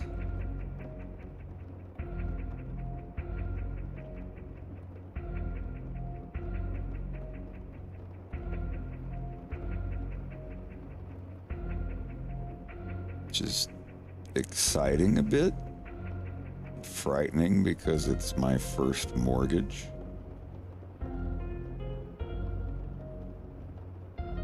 Also your last mortgage? Hopefully. Maybe. Well, let's not say hopefully. Maybe we strike it big and we want to get a mansion one for day. ya. But no, the new house is nice. If I die in that house, it'll be fine. It just has so much room for... I'm going to have 2 work rooms instead of, you know, a compacted basement. Ice King, thank you for the $2. Are you retiring A Fox in Space after episode 3? There will not be in A Fox in Space episode 4. Episode 3 is the last one. I might be Harry Pottering it. It may be released as like episode 3 part 1 and episode 3 part 2. Because it's if things are going the way I think they're gonna go with the Mocap stuff, I think the cartoon will move along a lot faster. But I always want to remind everyone, A Fox in Space episodes are not the only thing that I'm working on. I work on shorts. I work on, you know, even when I do an ad for a plush, that's still like several months of full animation. It's not meant to, like, anytime I make one of these ads, like, it's not just me sitting on the edge of my bed going, hey guys, so I made this thing. Like, I make a full animated sequence for it, and I try to learn new things and experiment with new techniques while I do that. And the ad for the JJ plush was my first foray into mocap. And it's like like I said before, bottom line, the Bill interrogation scene, I did all of the 3D model animation just by hand, and I really suck at it. There's no hiding it. I'm not good at it. And instead of hiring someone for thousands and thousands of dollars per job, I got a Rococo suit, and like every single thing that you saw in the JJ ad, which did I miss the reset? Did we miss it? Yeah, we missed the reset. My bad. There will be no extension. The sales are done. I'm kidding. Okay, so if you notice, if you go to the page, I can't copy the link. Copy current address.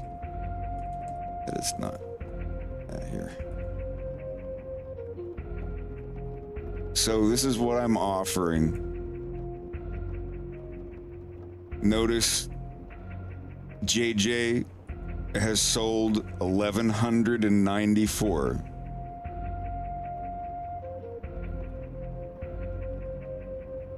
Wolfgang 2.0 has sold 711.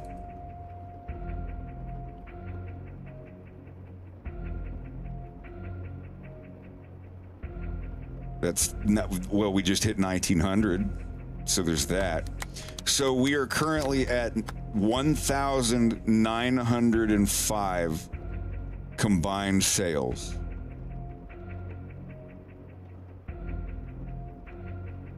That's 1,905, basically 2,000. And I said, if the sales, if the combined sales of the two of them reach 3,000, that means if JJ here sells 2,000 and Wolfgang only sells 1,000, which is perfectly doable, I will keep the promise that I made on the last Wolfgang sale, discounted by 1,000, because I know this is the second run and JJ is not as popular as the original little man. But I will keep the kiss promise if the full sales, the combined, I don't mean 3,000 of each of them. I mean if the number of both of their sales combined is 3,000 or above, I'll put that one scene in Fox in Space Episode 3 that I said I was going to put in.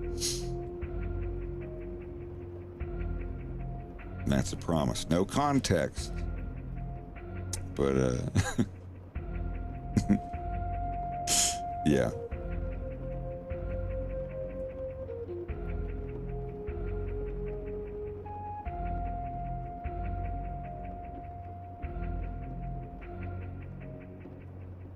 I said that Wolf would kiss Fox in Episode 3, Part 2.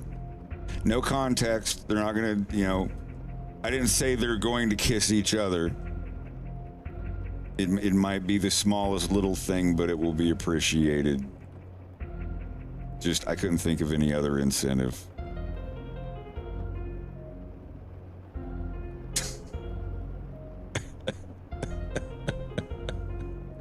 Yeah, it started out as a joke. I was like, all right, if it hits 4,000, like on the last one, I was like, if it hits 4,000, we'll do it. I'll do it. If this thing actually fucking hits 4,000, I'll put a situation in which Wolf kisses Fox. It could be on the head. It could be on the cheek. I don't know. They're not gay. They're not gay. Wolf is not gay. Fox is not gay. They have each dated Farah. Fox is actually dating Farah in Episode 3, Part 2. During Episode 1, he's dating Farah. That scene where she gets called by the rest of the Star Fox team.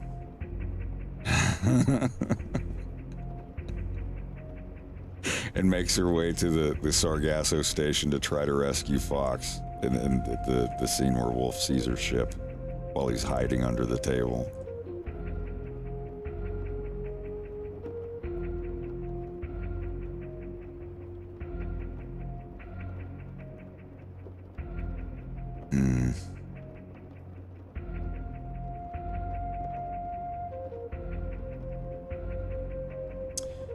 Now this is a conundrum.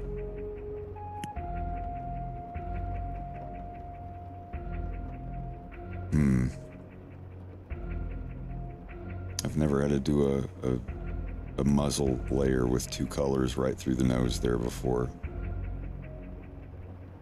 How would I do this?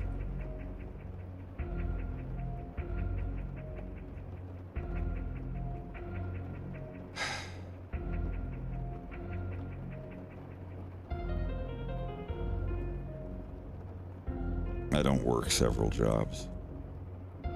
This takes up every minute of my free time. Then I guess technically it wouldn't be free time.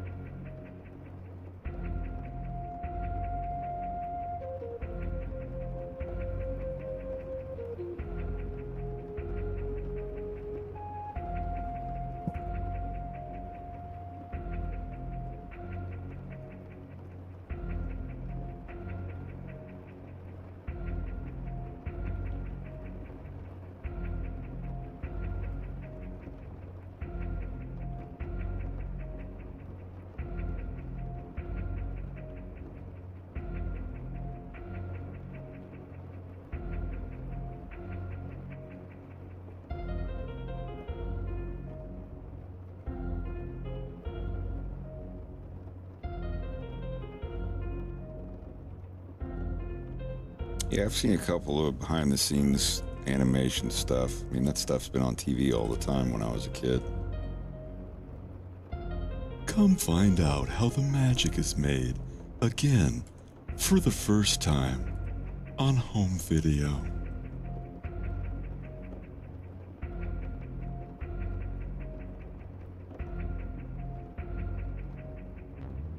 How long have I been into art? Forever. When I was old enough to start drawing pictures of Batman.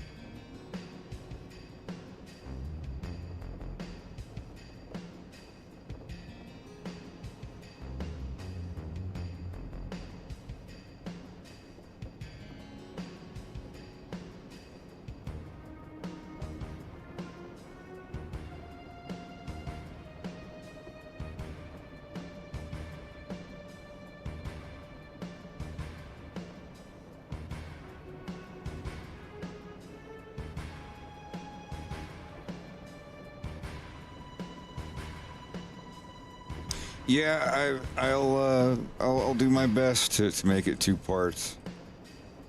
Just depends on how fast I can get all the stuff done. I just don't have enough room here to keep doing what I'm doing. It's not a cop out. I mean, I'm literally like squished in here like a sardine can with all this equipment.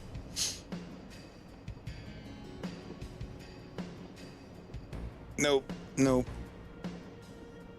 I mean, you if you want to call it episode 4, you can call it that, but I'm Harry Pottering it.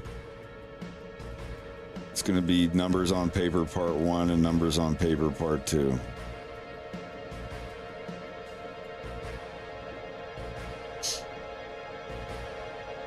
But I don't know. This is the thing. If I can get it done fast enough, I won't release them as separate parts. But if they're released as one part, there's going to be a small intermission in between. Would I ever consider making a few animation cells of a fox in space to sell?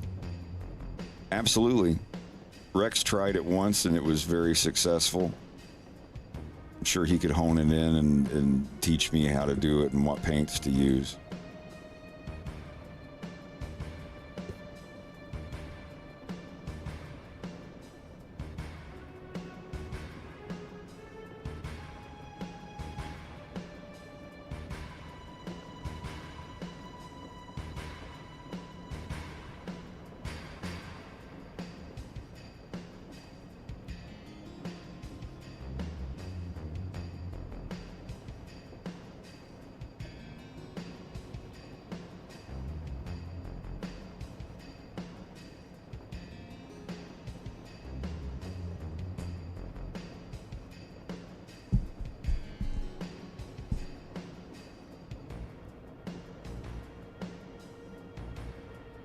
Yeah, I thought about, or one thing, if you win the auction, you can pick any single frame from episode 1 or episode 2, and I could print out the line work on a cell and hand paint the colors on it.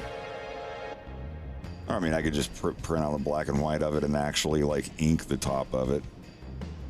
It won't look as clean as the actual thing, but it would be hand drawn and hand painted. I'd do a couple and auction them, and then I would do just an auction starting at $1, saying like, whoever wins this, you can send me a screenshot of the exact frame that's your favorite from either episode, and I will print it out in black and white, sketch, put it under a cell, actually ink over it, and paint the back of it, and print out the background for it and put it behind it, and put it in like a soft matte frame and mail it to you. That one would definitely have a reserve, because that would be days and days of work.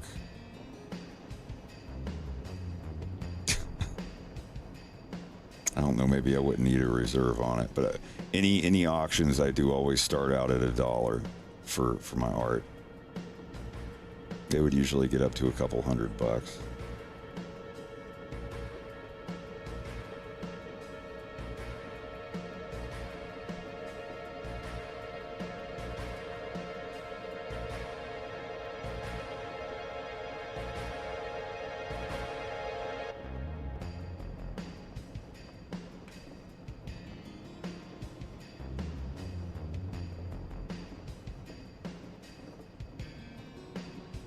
I should have to look into that at some point.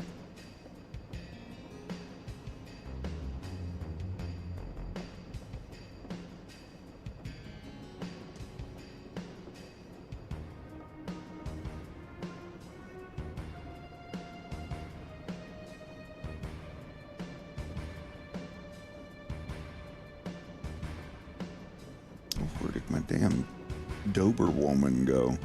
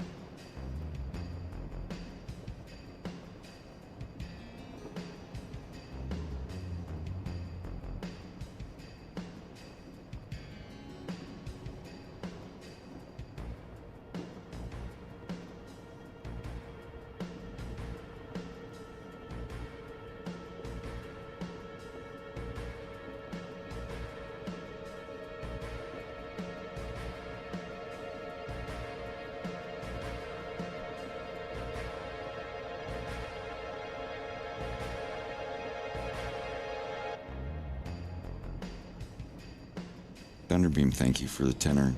Appreciated.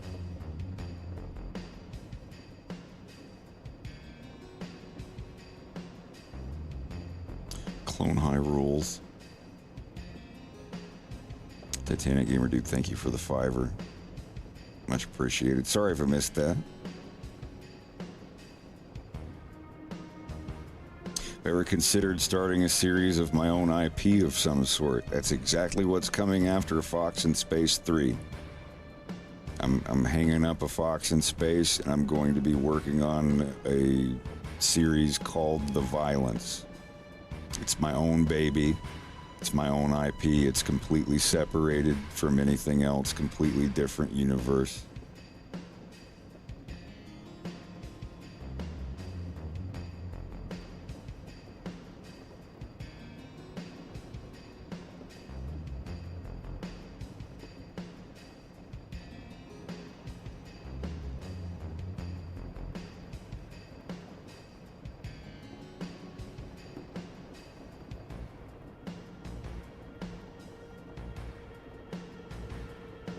She got them skinny jeans.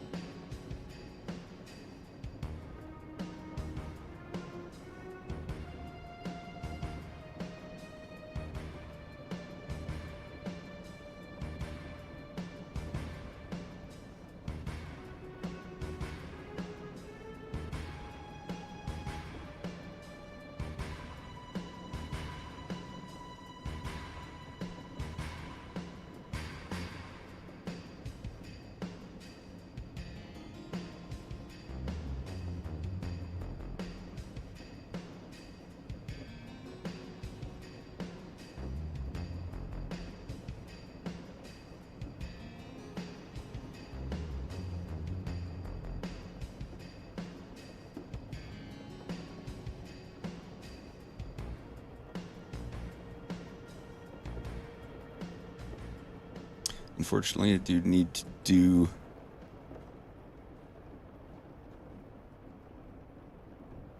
an ad.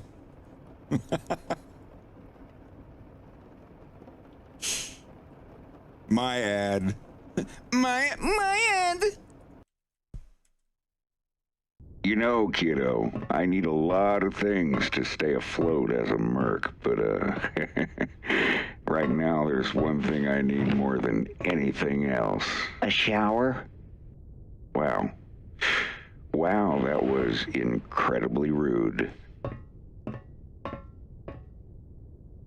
I need a business partner. Don't worry about it. Forget it. You need a business partner. Someone I can trust. Only for a few weeks. We'd just be running a small batch. A batch of what? Of us. Nope. Whatever that even means, I'm out. Oh, double nope. Get those the heck away from me. Are they on right now? Just listen for 1 minute. Oh, I'm sure there's enough listening going on already.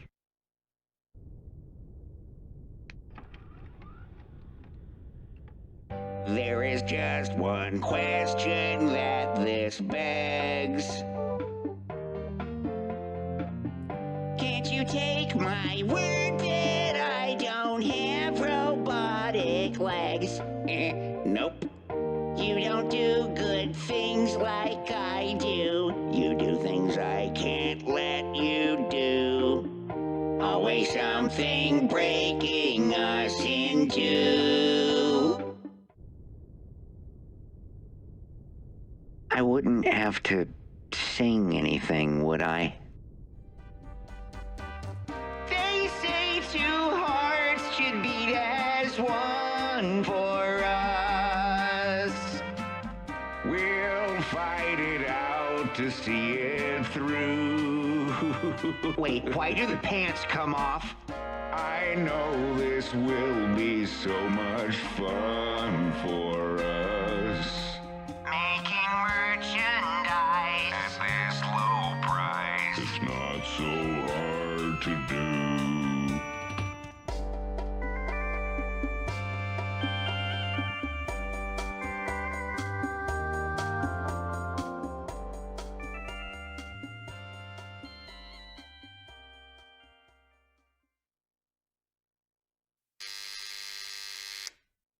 Who is it? Huh? Aww, who hurt you?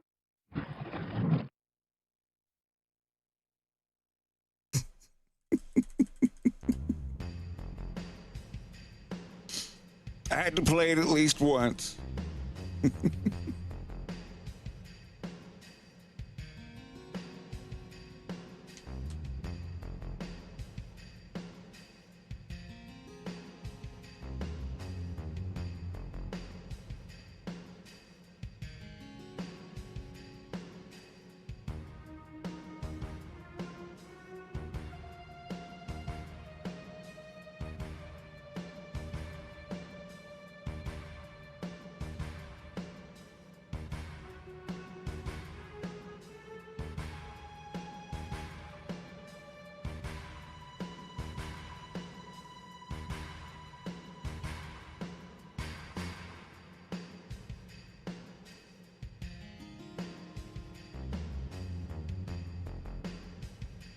Man, I napped like a dog in the sunshine.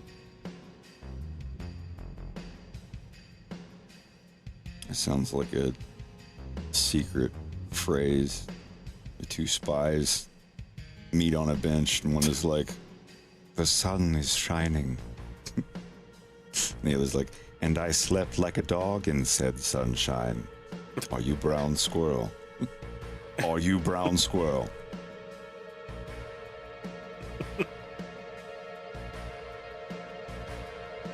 It was very nice.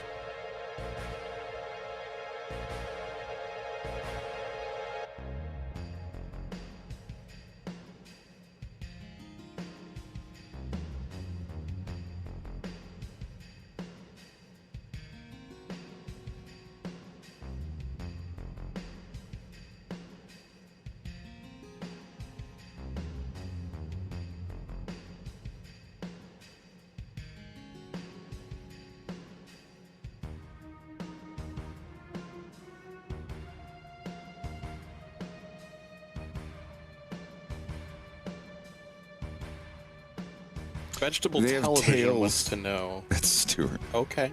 No.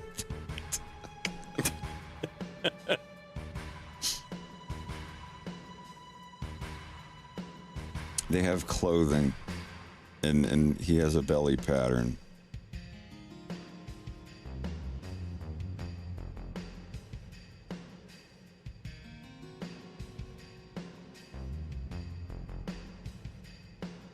Well, I'm gonna take the stinky puppy out for DRIV because it's still pouring out. Stinky. Well, Not yeah, for long. If we puppy get that dog. swimming pool.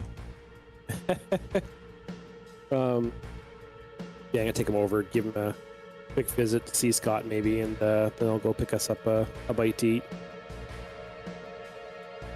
What are you thinking? Popeye Sobe. Oh, you want that chicken Caesar salad, so much? Yeah. Yeah. Well, that's what I what's suggested. else. It's not, mandatory. Yep, I'll take a look. I'll be back probably about an hour. Alrighty. Anything picked up, let me know. No, I'm good. But thanks.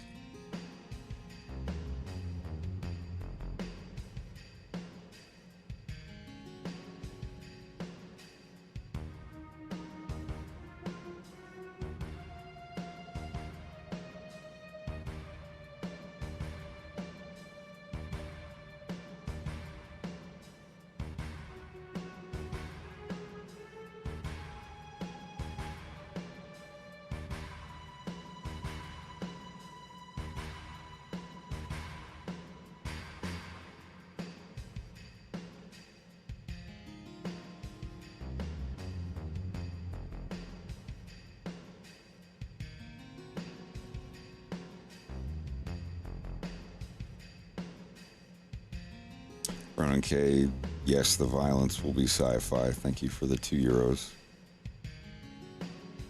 Arthur Gomes, thank you. Mr. Gomez, appreciate the $20 dollars. That's my husband, Greg. Their name is not listed up in the corner. We aren't in the right thing, are we? Nope. Are we? We are. I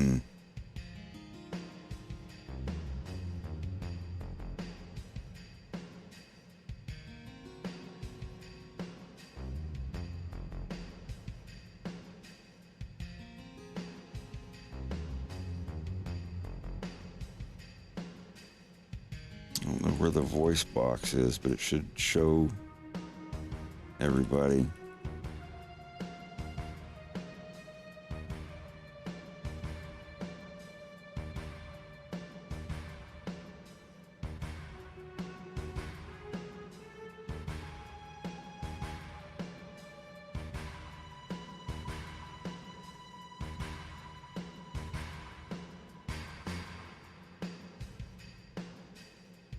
Oh, here we are.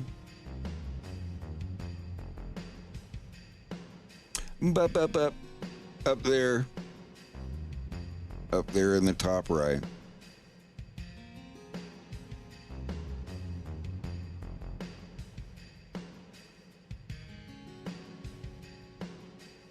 I feel seen. How does he feel? How do I feel? Sorry, it's a bit humid. Let me just sideswipe that real quick.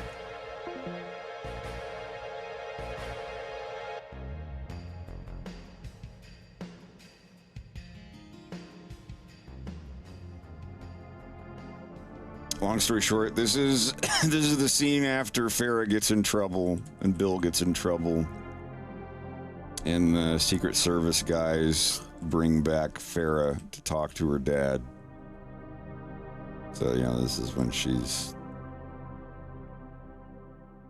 coming into the room and all the people are in there and she's about to get embarrassed in front of everybody by her dad. Because he's mad that it's the night that he's becoming Cornerian Premier and his daughter is partially involved in stealing a military spacecraft.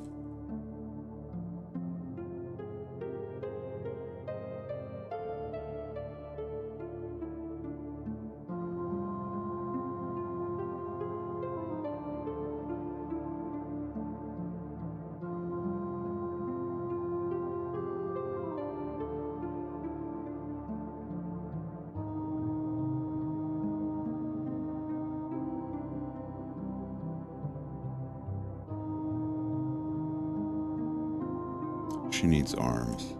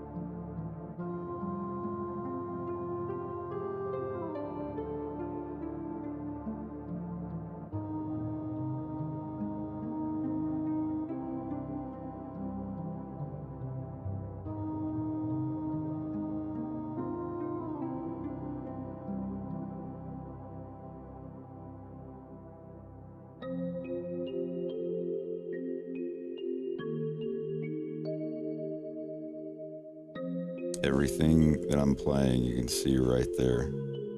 You're wondering a song that's playing, it's right at the bottom. Okay, yeah, she's gonna be holding a plate, isn't she?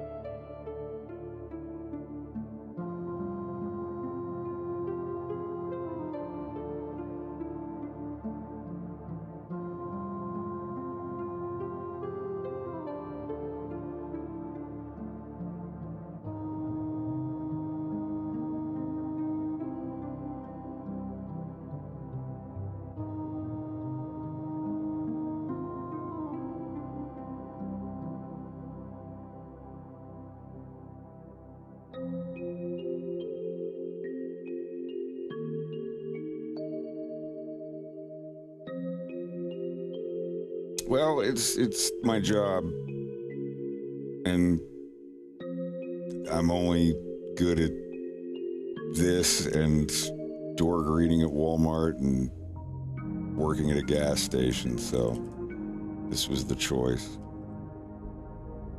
Everybody gets burnt out a little bit. You just gotta go take a drive, sleep in one day,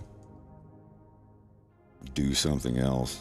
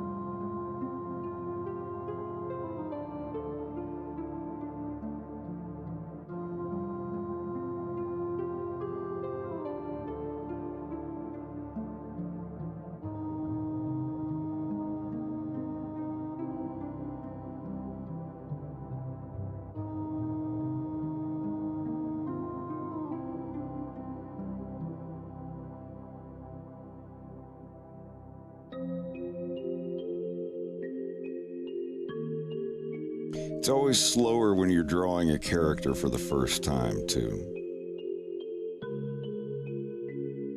It can be a pain in the ass. But once you get it drawn, once you get that first frame drawn, and sometimes I'll spend a whole day, just like hours, getting the first frame of an important scene set up. But once all the characters are in, you know that you have the color palette, you have the line art, you know what the shirt and everything looks like. You can just go from there. The only frames you really need to worry about absolute perfection on are the first frame and the last frame of a sequence, or a frame that's being held. Like if a character's doing a ninja backflip a whole bunch, in those frames, you leave an eyebrow out, or you forget part of the facial hair or something, no one's going to notice that. But when the character's slowing down and becoming still again, those frames, like the more similar two frames are that are next to each other in a sequence without like moving a whole bunch, the more detail you should have to put in. If the character is moving every frame but they're just slightly swaying in the wind, there's not a lot of movement there. You still need to make sure that they look good. For something where a character's just sitting in a chair and they're hold, like, it's a hold frame or whatever, you want to put a lot of detail. If a character is just sitting here still during like a 5-6 second sequence, yeah, that one frame is going to be seen for 5 or 6 seconds. You better put some extra wrinkles and buttons and stuff in there to make it look good.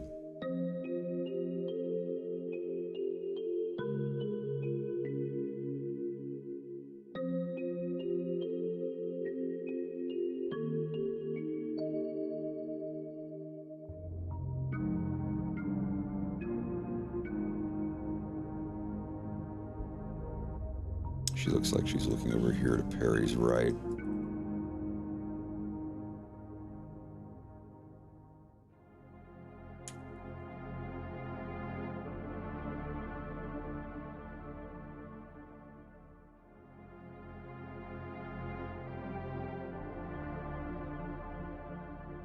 That looks about right. Good enough. Yes, this is 4 people I've keyed in today.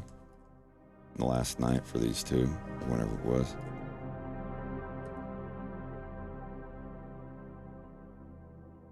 Thanks, Dave Knapp. Appreciate it. Timing charts.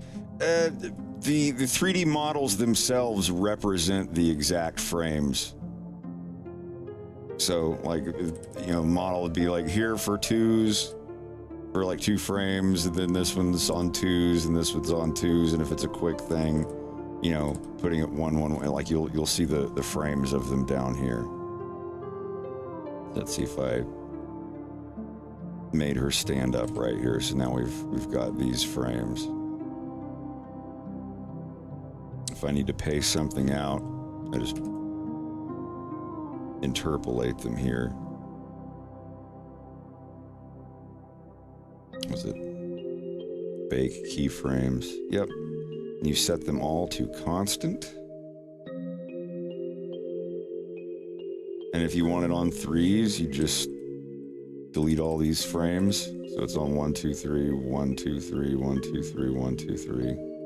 Or if you want them on 2s, you just delete every other frame. So then you have them on 2s.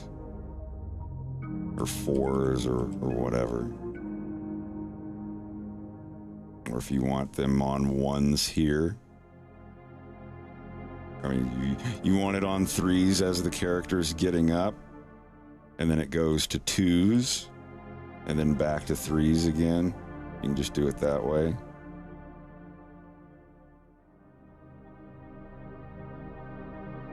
Like I do the timing, spacing stuff down here. This is why I used little dinky 3D models instead of just doing pencil tests. If I did pencil tests without the assistance of 3D models, this shit would take 30 years for one person to make. Oh, I've got to reset the website. Yeah, it loaded it. It reset the time while this was loaded. So it let's sure see, did. time left plushes. Can I refresh that? There we go.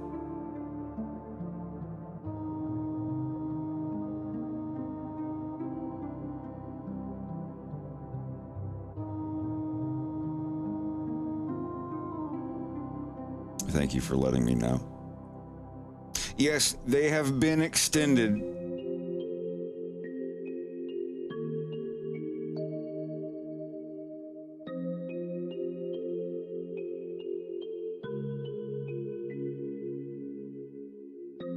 Dave, thank you for the $5, much appreciated. ZJM, thank you for the $1.99, much appreciated. I hope I didn't miss anything.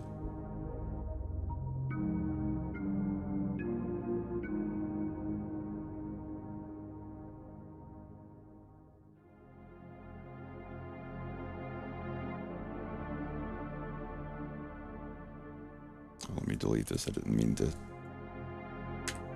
There. And it's a cool thing, this motion capture of Farrah walking here. If I record a motion capture, I can go in here, copy these frames of her walking sequence. I can go to any of these characters. So just like Slippy's mom here, I can paste those in. And now she's walking. And she's like, fuck this, I'm out of here.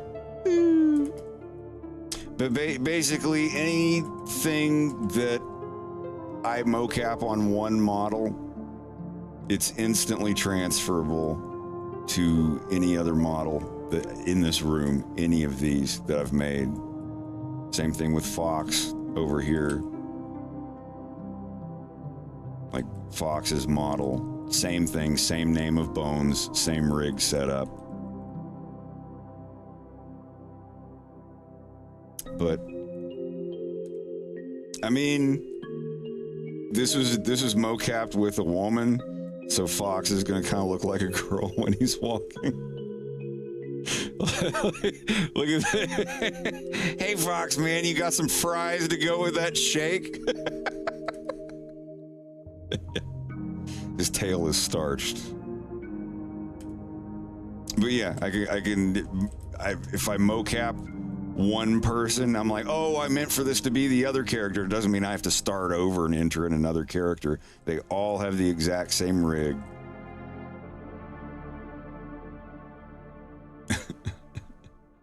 But yeah, that is like female walk 1 animation or whatever.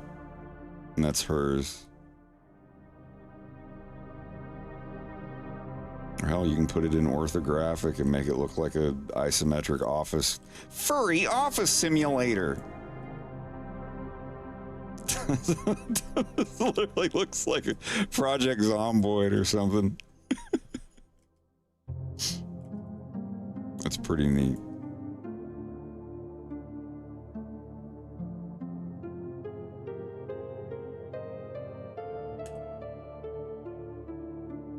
Yeah, you just put your camera 45 by 45 by 45, not in perspective, in orthographic, where there's no perspective, and it just instantly turns anything into an isometric game.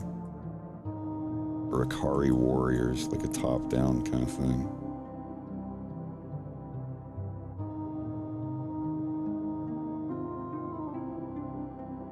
Yeah, pretty neat stuff.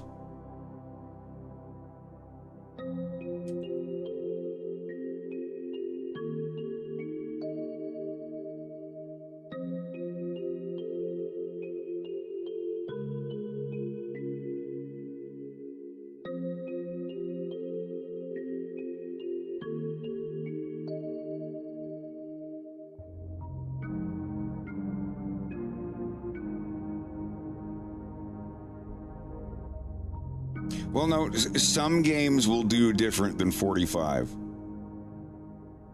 Like, Wolf Pledgy sell worse than 5. Well, Wolfgang, this is Wolfgang's second run. Wolfgang's first run sold like 3,600.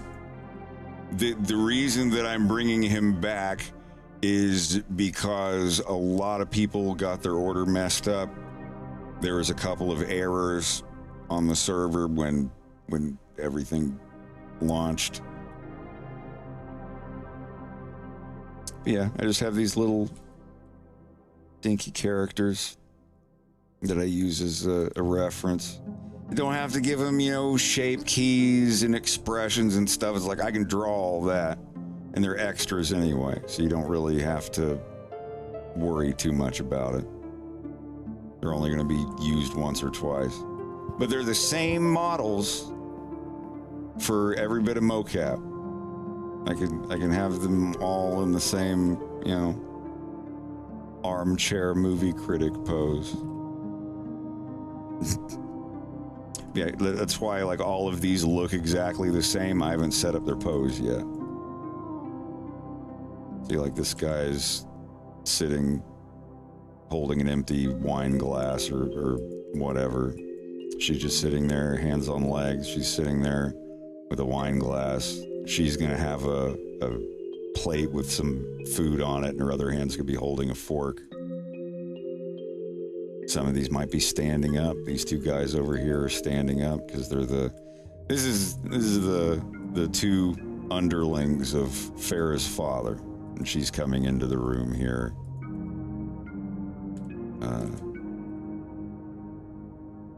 Knowing that it's gonna show a shot of her here, and then it's gonna cut around to, showing where she's walking up to.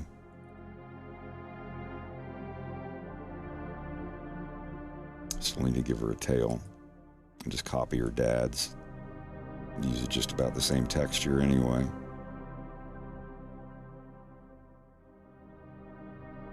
But yeah, since he's more of a main character, he gets a full face rig. My buddy Rito, Bandito, taught me the concept of having a hero rig, an auxiliary rig, and an extra rig. A hero rig is, it's just so you don't waste time. A hero rig is for your main characters. They're going to have eyes moving around, expressions, jaw movement, corners of the mouth, everything that you would want on a character. Like this is like Fox, Wolf, Andros, etc., etc. Auxiliary rigs would be more like these guys. They're not main characters. I'm not going to draw them too much, but they've got,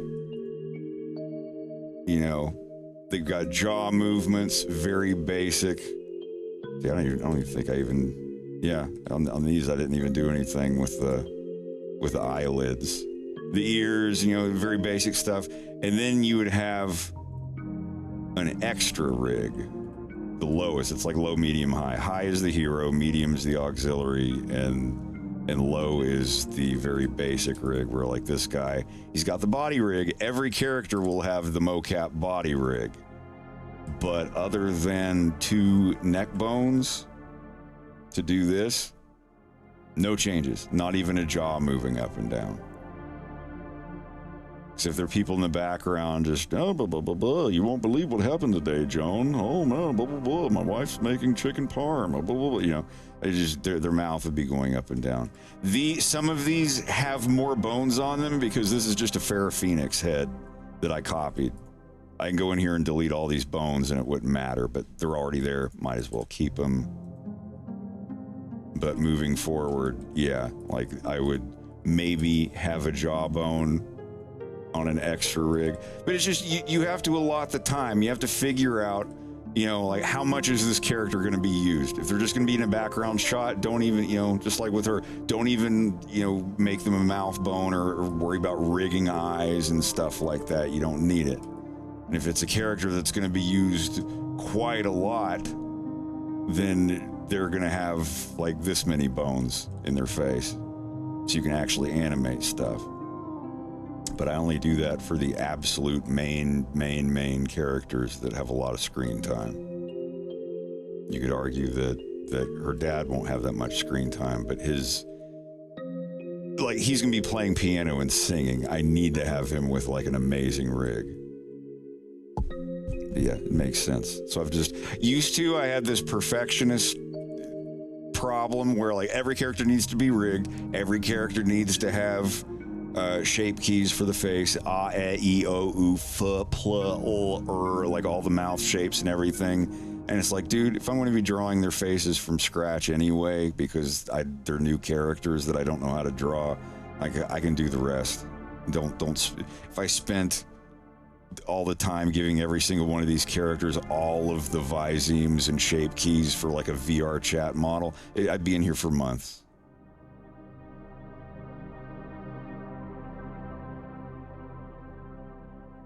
And like for Farrah's mom here, I mean, this is just a morphed and modified model of Farrah. If I switch everything, see?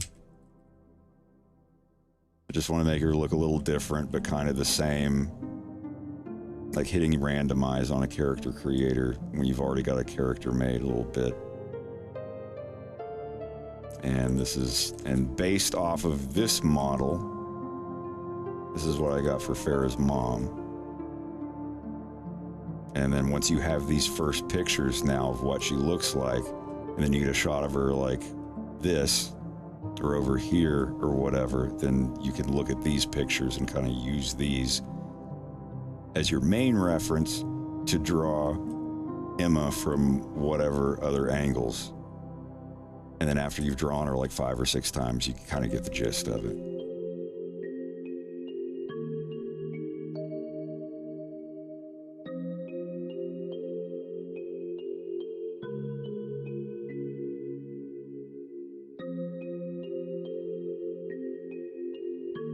I model all of my heads. Now, some of these, like the dog here and a couple of the other ones, Slava helped me with. Slava mostly does, like, I'll send him head models like Farrah's dad here that I modeled. I'll send the model to him, and then he will set up all the weight paints for the eyebrows and the lips and the teeth and tongue and everything. But nobody likes doing that stuff. I wish I had a script that would help with it.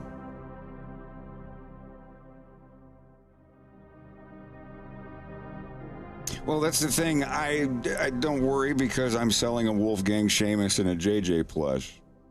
Everybody knows Cass Vanderpool, I forget what the recapped cartoons, like the Lion King recapped. And all those, like, he sold a plush that was the King Lion baby or Epic King Lion Kid or whatever it is. And the dancing dragon without teeth.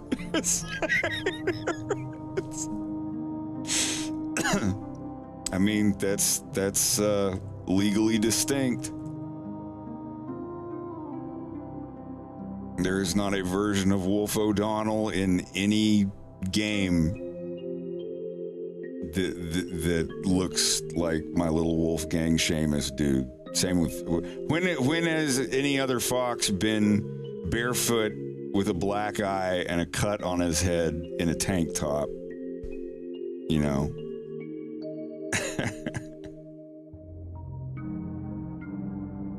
No, I mean, I couldn't like literally just make a Mario doll and then call it, you know, Uncle Marty or whatever. It would have to be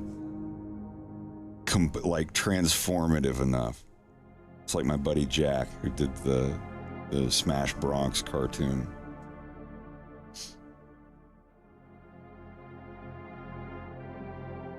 I hope he wouldn't mind me showing this on my stream, but I did some voice acting in a thing that he just put out, and I'll link his channel when it's done.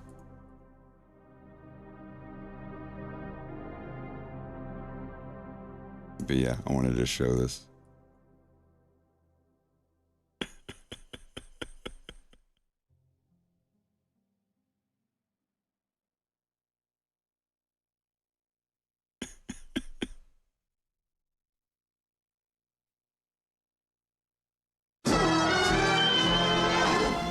Those fools will tear themselves apart, and then I, Starscream, shall take my rightful place as leader of the Decepticons! Blindswipe, you coward! You disgrace our people! I shall tell Megatron of your... Blindswipe, you're not even reading their bios! Mm-hmm. Yeah. Like, they're not all... I mean, it's cool if you swing that way, but I didn't realize, like, those aren't all women. At this point, I just don't give a f***. Alright, I'll take anything I can get. I mean, okay, but it just doesn't seem like you're... Starscream, you coward! I will use your chassis as my Oh. Blindswipe. Oh, I mean, you could do better than that. Alright, look, man. I hear you. You are heard. You speak your truth. It's chill. I respect that. I respect you. But this is where I'm at right now. Okay? Blindswipe.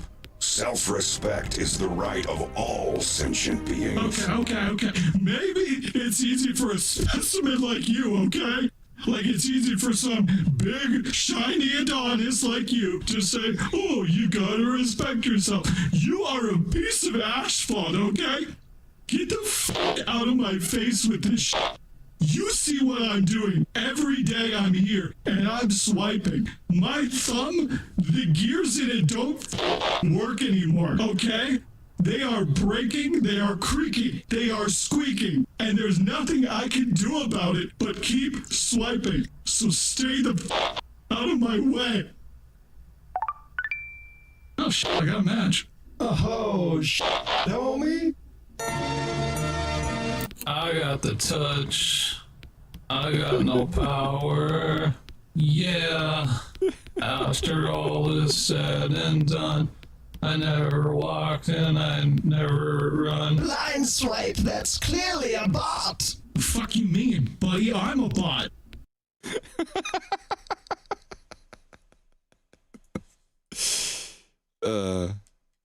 Good stuff. Good stuff. I love that the thumb bit was just improv. Yeah, a lot of that was very well done. Yeah.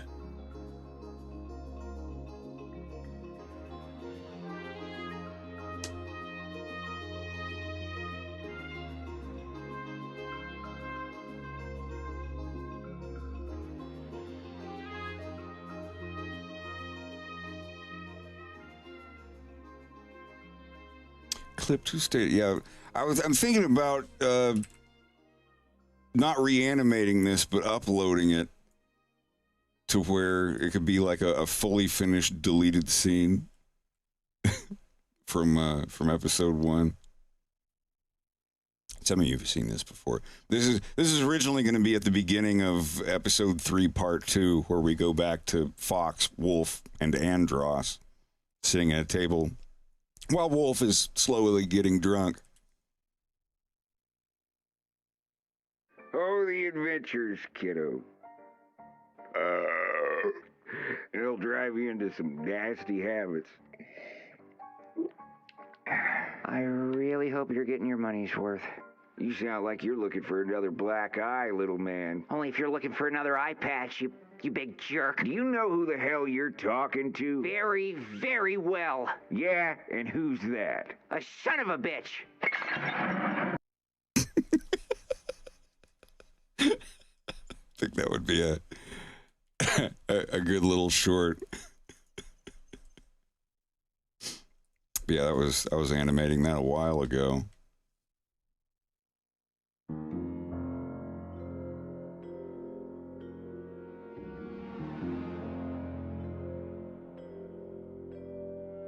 But yeah, Jack does a lot of good stuff. This is his channel.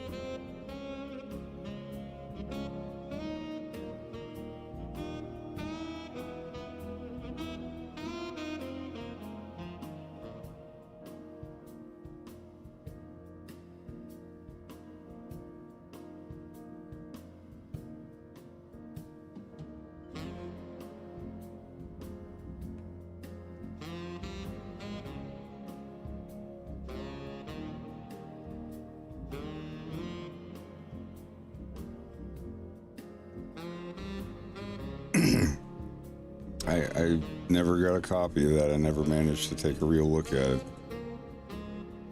One of my buddies had it in his apartment like 20 years ago.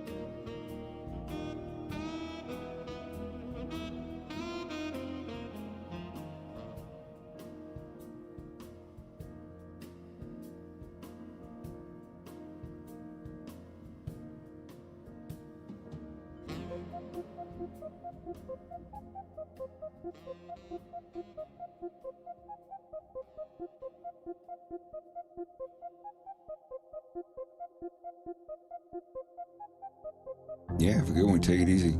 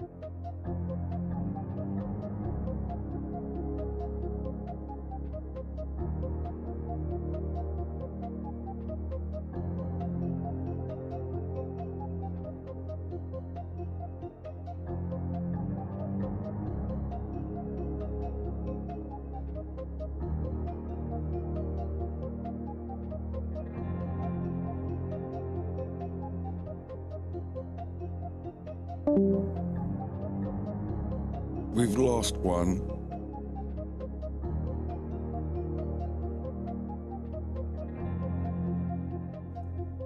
Yeah.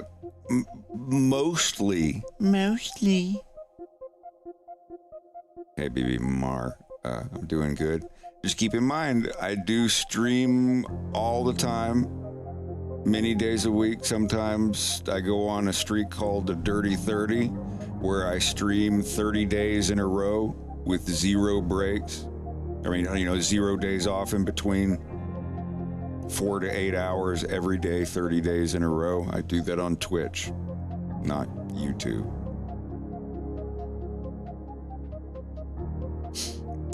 Yeah, I wanted to answer your question about the species. Mostly Corneria is canine, feline, fox, wolf, coyote, tiger, panther type. You know, the whole shebang of canines and felines. Plenty of other people. There's frog people. There's hyena people. There's ape people, monkey people, lemur people, like primate people. Like they exist there, but there's not as many. A lot of ape, primate, monkey type people on Venom, like a larger, much larger quantity, and reptiles, hyenas. Message. Not real. I don't like to use the word undesirable species. Like, oh, the hyenas, the ones that are always the bad guys. It's like, no, that's foxes and wolves, and those are all Corneria. Message. But yeah, you get Fortuna. Fortuna is a big grab bag. A lot of reptiles on Fortuna. You will definitely notice that when you watch episode 3 for the whole scene on Fortuna is. Message. Let me find my Twitch thing. If you're interested in following me on Twitch, this is the link to my Twitch stream. I stream on there all the time. If you miss my streams and you want to see, if you ever wanted me to do all of this almost every weekday, almost even on the weekends, I don't have a set schedule. On average, I stream about every other day during the day. And sometimes I'll be on here for 7 or 8 hours just chilling because we're in a good workflow and having a good vibe and a good time. And sometimes I'll only go for 4 or 5 hours.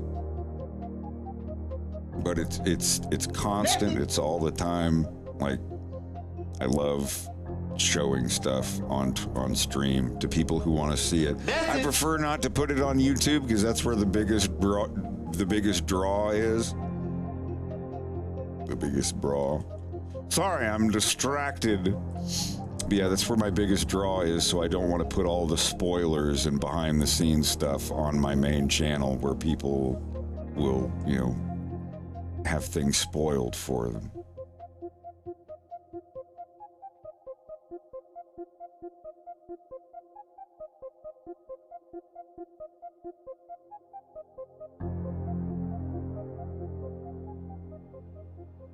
Okay, so that's another. I've got almost half of them done. These guys, I can almost just reuse this if I had them turned at the right angle. Whatever. How long do I think episode 3 will be? Message. Well, currently, the whole thing looks like it's going to be over an hour long, but I'm getting part 1. I have all of part 1 scripted out, and it's looking to be between 35 and 40 minutes.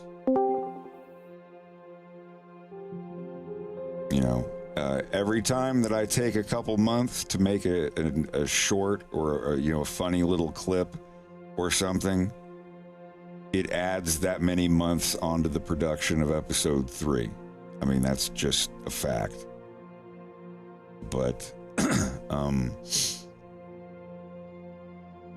episode 3 is not it's one of those not seeing the forest for the trees. It's like episode 3 is never coming out. All we're getting is like 10 and 15 minutes of full animation of things that are a different thing. And it's like, yeah, but you're getting all these extra minutes of full animation on funny stuff with the characters. They may not be canonical, but it's still cartoons. there's always going to be people that are like, we're never going to get, it's, whatever. It's like, you can't see the animation I'm working on right now that I don't know what to tell you. But, I might split episode 3 into 2 pieces. I might not. It just, when we move, I'm moving, I'm upgrading. Greg and I are moving to a different house. Greg and I are going to move into a new house in a little less than 2 months. Why don't I split up episode 3? It's not in 3, or why don't you split up episode 3 into separate episodes? Well, there's 2 big parts. There's part 1 and part 2. I said earlier, I'm probably going to be Harry Pottering it. Release episode 3 part 1 and then episode 3 part 2 shortly after. But, I don't know. I may save it and make it one big thing. And then I might not. Rex suggested that I release part 1 and then a week later or a couple days later or something, release part 2 while the hype is at the highest point. Yeah. I don't know. I'd like that. I think that would be cool. I do anyway. I do think that even if I released them within a week of each other, or even if I released it all at the same time, I would still want it in 2 separate parts, because otherwise it's a really big long video and I don't know. I could say something about attention spans and YouTube algorithms. I mean, you get what I'm getting at.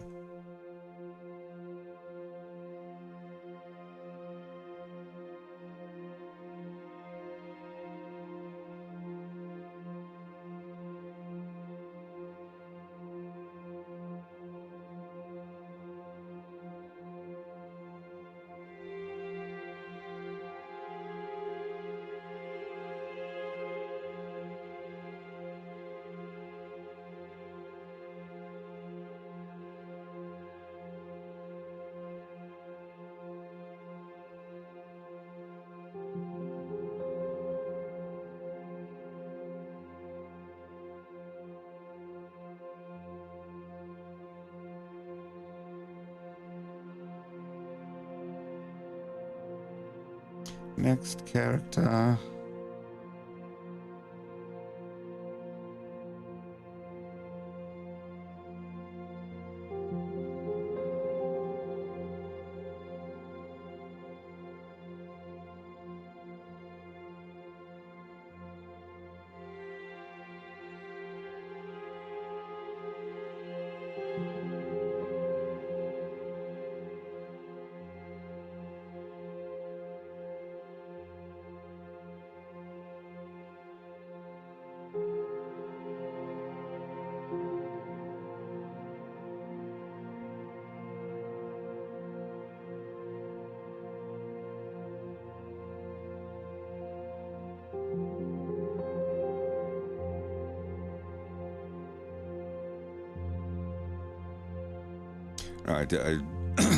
The first time I picked a high number and jokingly said, "Hey," well, not jokingly, I was completely serious. I said that I would make Wolf kiss Fox in episode 3 if the sales of the Wolfgang plush hit 4,000, and it damn sure got real close. It got over 3,600. I was sweating. I mean, not really, but didn't quite make it. But now, if the combined totals that you see down there, if the combined totals of those 2 plushes hit 3,000, not 4,000. Crisis averted. But I said the same thing. But not 4,000. Just the combined total of both of them. Like if JJ sells 2,000, which he's over halfway there, and Wolfgang sells 1,000, which he's 3/4 of the way there, just about. At 1,000 and that 2,000 is a total of 3,000. I'll keep my promise.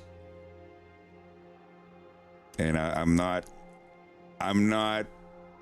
talking about gay stuff, but it'll make sense in the universe. I'm not saying the context.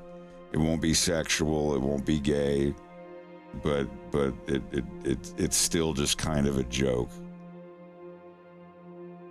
A service, a certain very specific type of service, but that's it. Fox and Farah are getting married in my cartoon. Yeah, spoiler, but I'm not saying for sure they're getting married, but Fox mentions it. He's like, yeah, we might even get married one day. And Falco's just immediately like, gay. Yeah, I've got a button for that. Gay. It's like, you're getting married to a girl? Gay. What, you guys gonna hold hands and kiss? Yeah, only Falco would say something like that.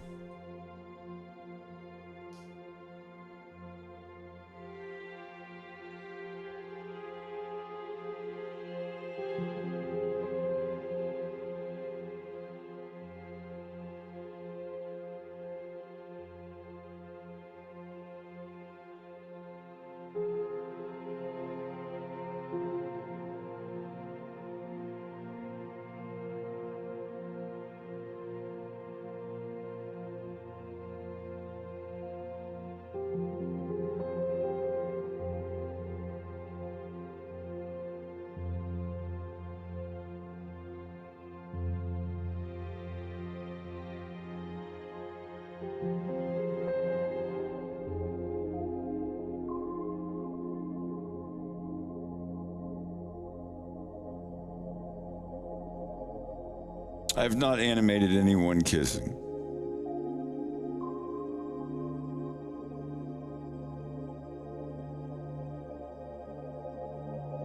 I've animated a scene between James and Vixie where they don't kiss, but they embrace. This is during the previously segment when they're narrating to each other.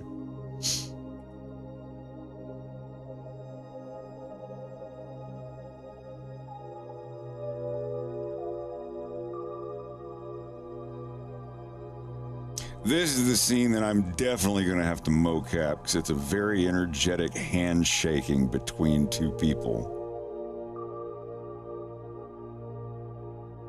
Lordy Lord.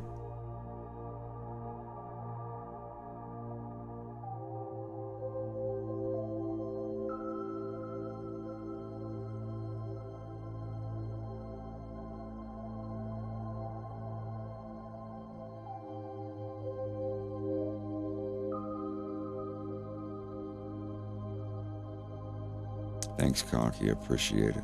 I do.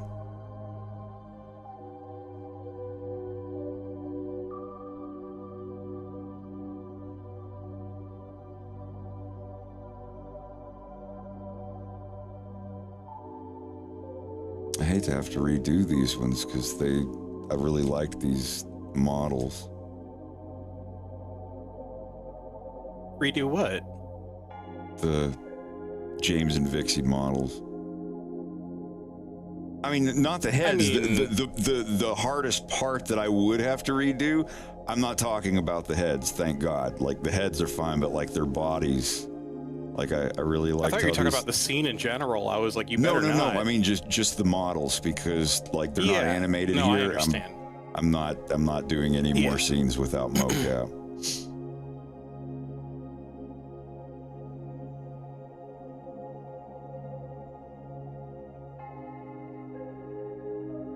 But yeah, like the heads and everything done perfectly on them is going to make these a lot easier.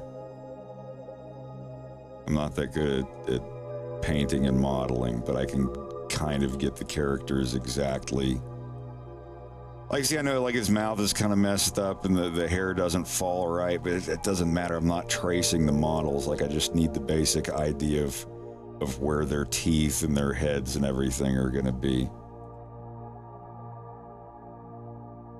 Yes, this is James and Vixie. Fox is like 3 years old, I think, here, so they're 21?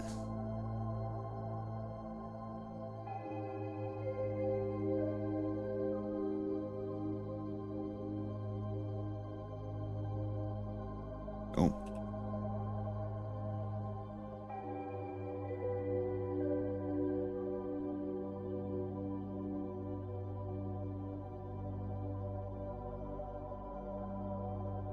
Yeah, this is all a bunch of the previously segment for episode 3 is gonna be over 5 minutes long, probably 4 or 5 minutes just for the previously recap.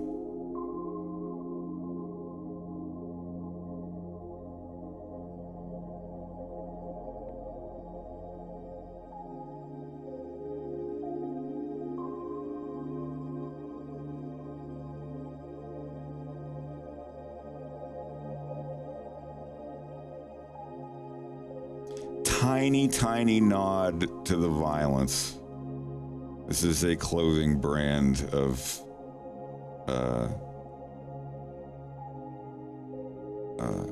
clothes in the violence that everyone there wears for their work uniform, but it will be a little differently spelled. I'm still thinking about that.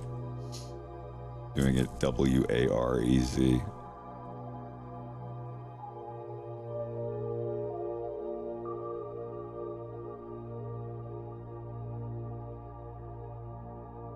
Yeah, this is Fortuna. This is when they're on their way to go work for Andros. The entire 5 minute previously recap sequence starts from when James and Vixie meet Andros for the first time, and it goes all the way through James's life until he meets Peppy in a bar for the first time in forever, because they used to fly together.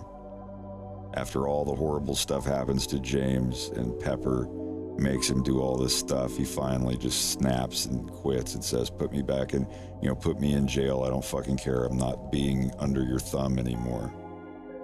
And General Pepper's like, no, go on, take a break. I'll call on you when I need you.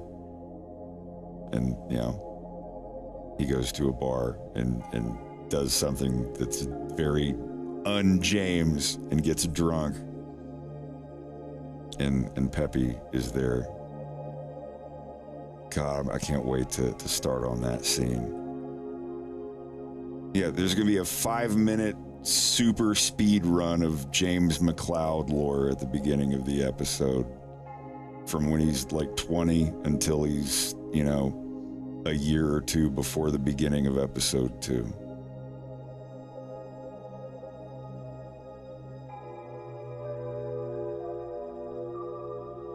Anyway, I don't want to get too far off topic.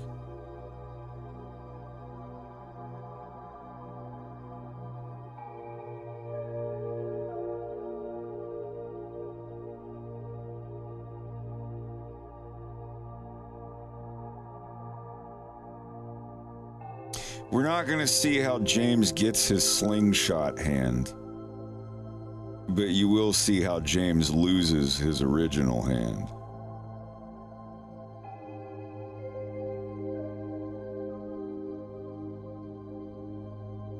If there's some kind of way I can subtly imply that Beltino made the slingshot thing for him, I'll do that. How's her hair to go here?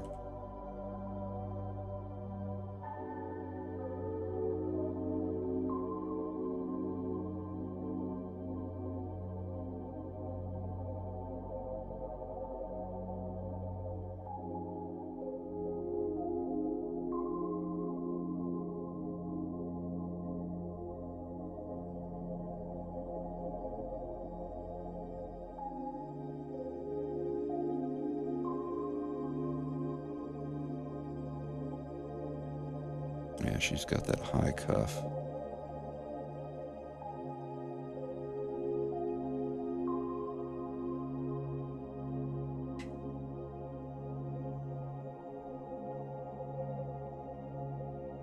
James has a robot hand. He does not have robot legs.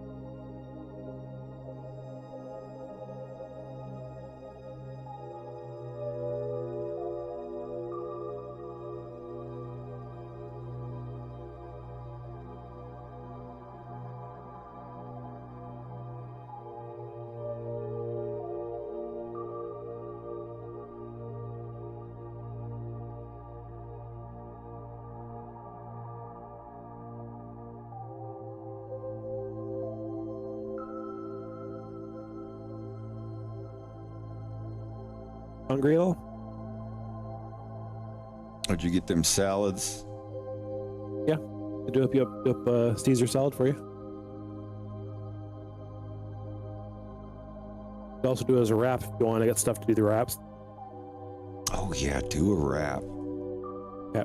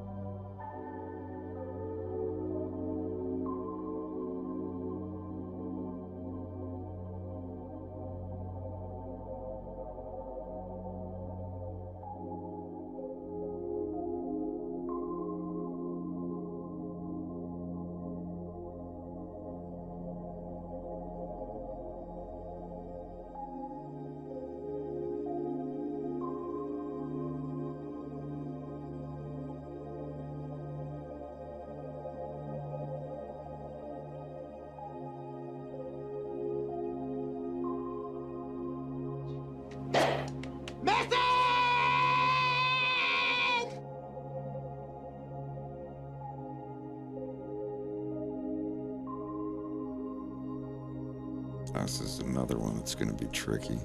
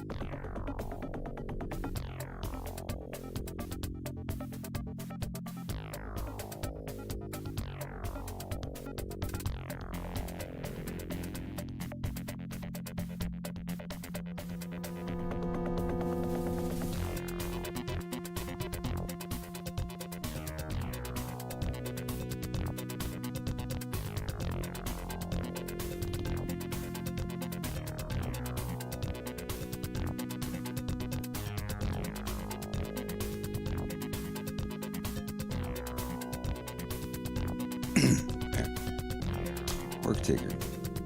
Привет из России. Обожаю работу, которую вы делаете. И очень жду третью серию. Спасибо.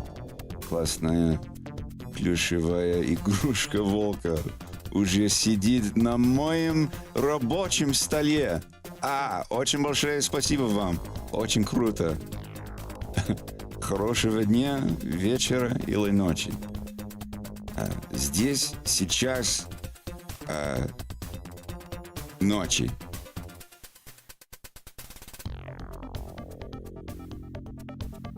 Семь часов 20 минут ночи. Вечера? Да, вечером. Сейчас вечером. But yes, thank you very much for getting one. I know it's probably difficult to grab one sometimes, depending on where you are.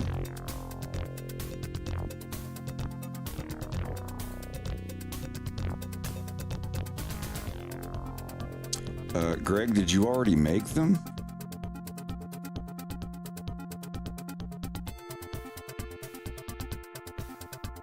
I think he's up making them now. Okay, I wasn't sure if he called me or not.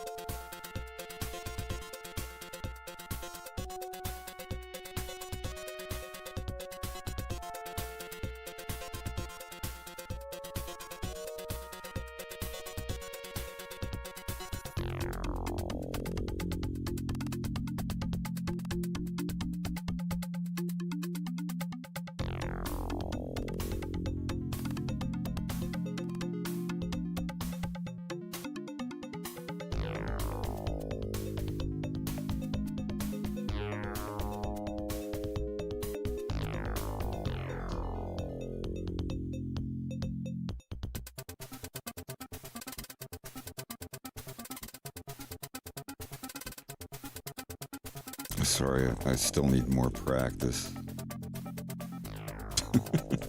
But I try every day I try. She looks great. Thank you. I was talking about my Russian. Oh, it sounds great. Thank you. Missed, I am the ref artist. Yeah, all these pictures are done by Too Much Dynamite. I'm gonna show your animation on stream. Wait, which one? The one on YouTube? Oh, sure. Why the sudden van? What, the one that's not finished yet? No, I just meant the one that you have finished. Yeah, it was my first grease pencil animation. No one's gonna believe you. I know you're telling the truth. I don't say that out as a flex. It's just it's very simple, is what I'm saying. You deserve to. It's very simple.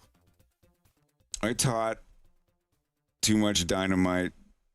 When you hear me say Rex, that's him. I taught Rex the basics of grease pencil, and in about 72 hours, he already had this whole scene set up. This is an animation he did.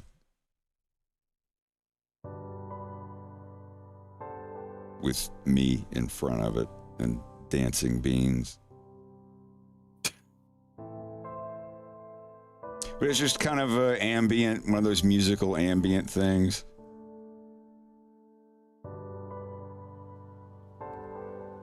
And you also I even played the piano for it. The arrangement of the music.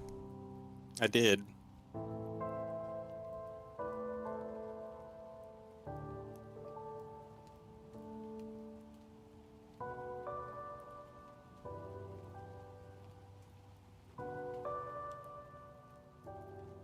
Yeah, this was your first thing.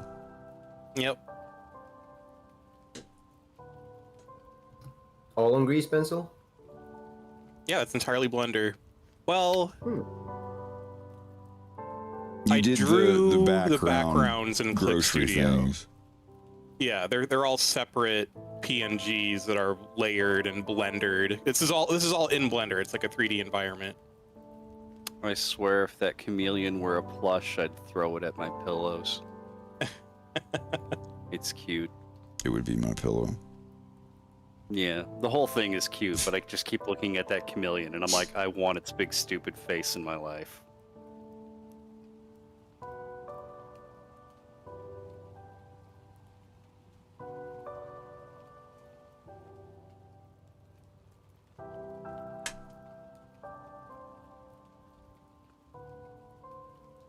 Oh, I wrote that katakana before I was even learning Japanese. コンビニはどこですか?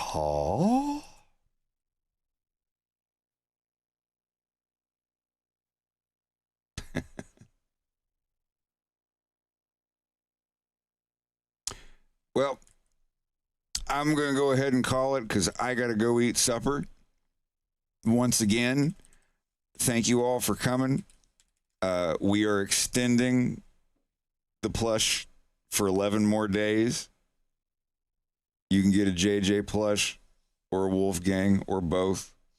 This will be the very, very last time you can get a Wolfgang, probably a JJ too. I don't know if I'm going to do any more second runs.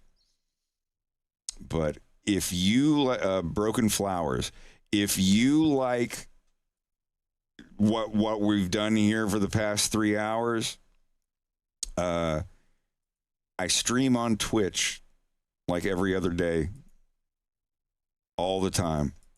Sometimes there's gaps. We're in the middle of getting ready to move to a new house, so there'll be a little pinch in the hose here and there. But if you're interested, this is my Twitch. I might be on there tomorrow or the day after. We'll see. But y'all have a good night. Thank you all for coming. We'll have to do one of these again sometime. Message.